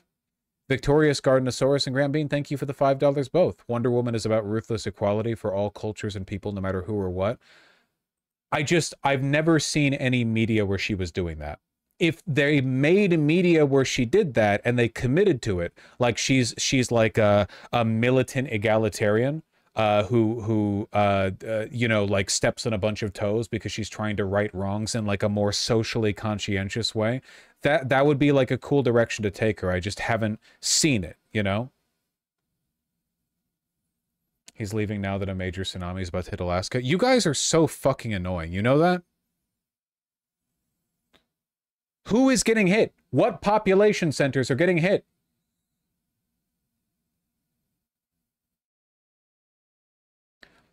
Yeah, still alive. I saw Hunter Schafer was not chosen to play Zelda. I'm sure people are going to be very normal about this. Thank you for the 5. Stupid Genius, thank you for the $10. I don't need money to hate on Ruroids, but I appreciate it. Adam Puckett, thank you for the $10. It's okay. Hunter Schafer can continue doing the job she does best, which is making my pee-pee hard with her photo shoots. Thank you, Adam Puckett. Spore, thank you for the $2. I have not seen the Boston mayoral election. Wait.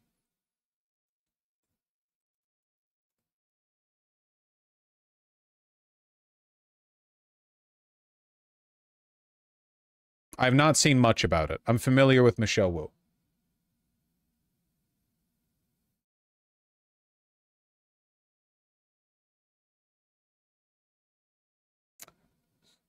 Donald, parentheses, Epstein friends, Trump with the $5. Remember when I did not have sexual relations with that woman would get you impeached? We used to be a real country. To be fair, that wasn't us being a real country either. That impeachment was also fucking bullshit. Impeachment because you're embarrassed about the fact that you had an affair. Like, come on. That was a stupid political stunt. This is like a gigantic sex trafficking conspiracy. HG Drake, thanks the 5. What do you think about The Boys? Honestly, The Boys is just too cynical for me. I hate it. I love Superman for the reason I hate The Boys. I hate it. Every episode, like, oh, let's watch the plans fall apart again. Let's watch it. These people are evil. I get it. But you can have evil people in a narrative that uplifts, which Superman does.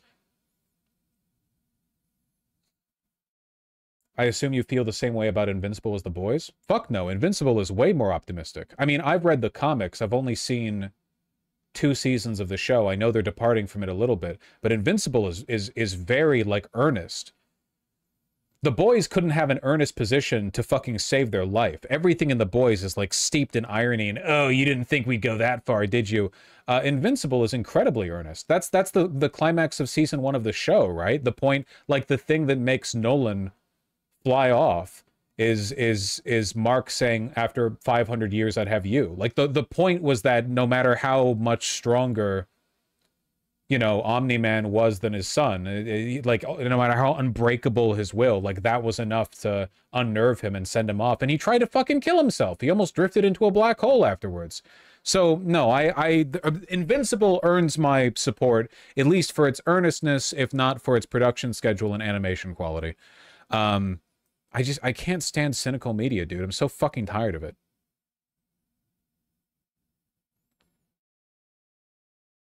Yeah, Berserk is incredibly dark, but is also ultimately a very uplifting story. Which is why it's so beloved.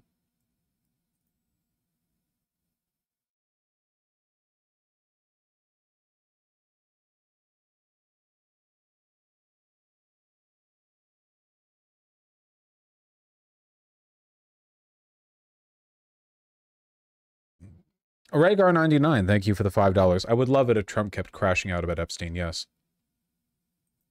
Bat Canary, thank you for the tier 1 sub. APAC Tracker and Kara both endorsed Adelita and celebrated her win. I don't think she was as bad as we thought in Israel off the one vid. Still associated. Don't overstate my position. All I said is that she's compromised, and that remains the case. I never said she took money from APAC. I never made that claim. APAC doesn't bring people to their national conferences for fun.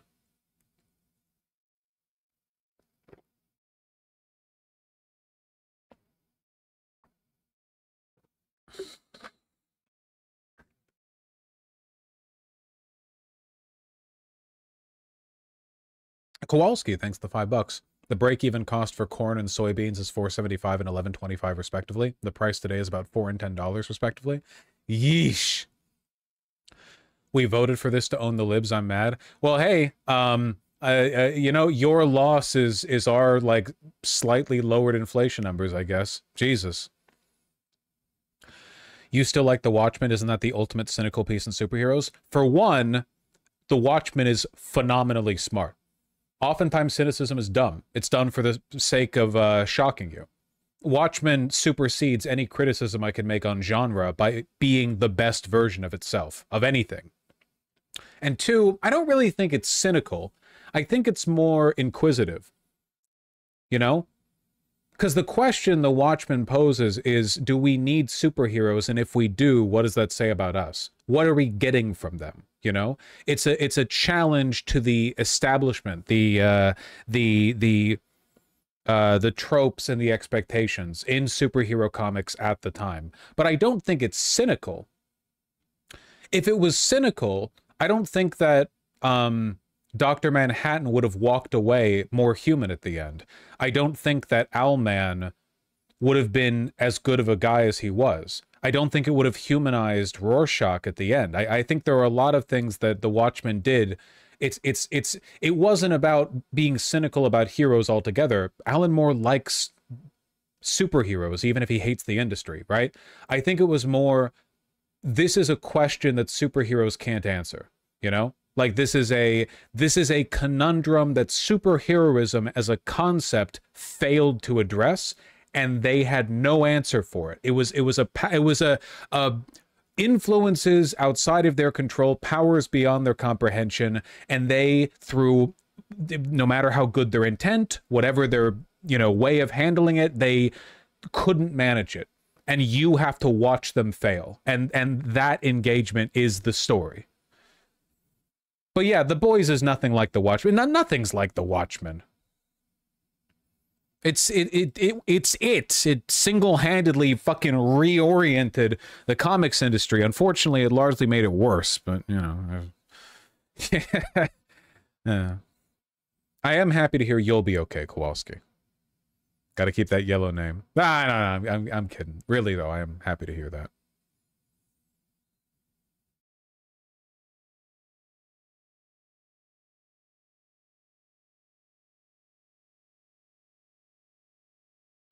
Like, give me Homelander over an evil dictator Superman. You know what the best story is of, like, what if the Justice League took over the world?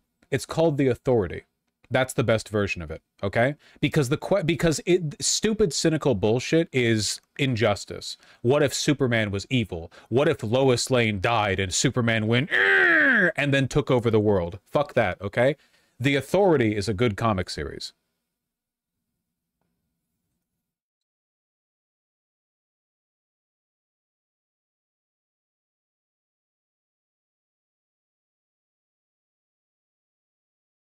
All right, I really gotta go. I love you guys. Please take care. I will be here tomorrow, as I so often am. I love you all very much. Drink water, and yeah, I got to get back to work. What? No Felp? What? No Felper? What are you talking about? I read the donos. I've been streaming consistently. Ah, you people. You people. From YouTube chat, I'm going to disagree with Vosh and believe Superman is the poster child of generic. I'm sure the movie is fine, but that Boy Scout shit is lame.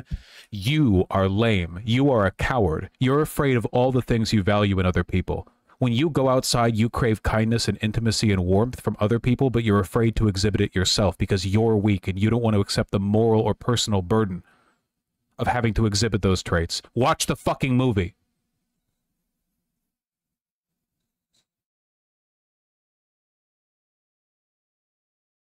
All right, I'm going to go. Take care.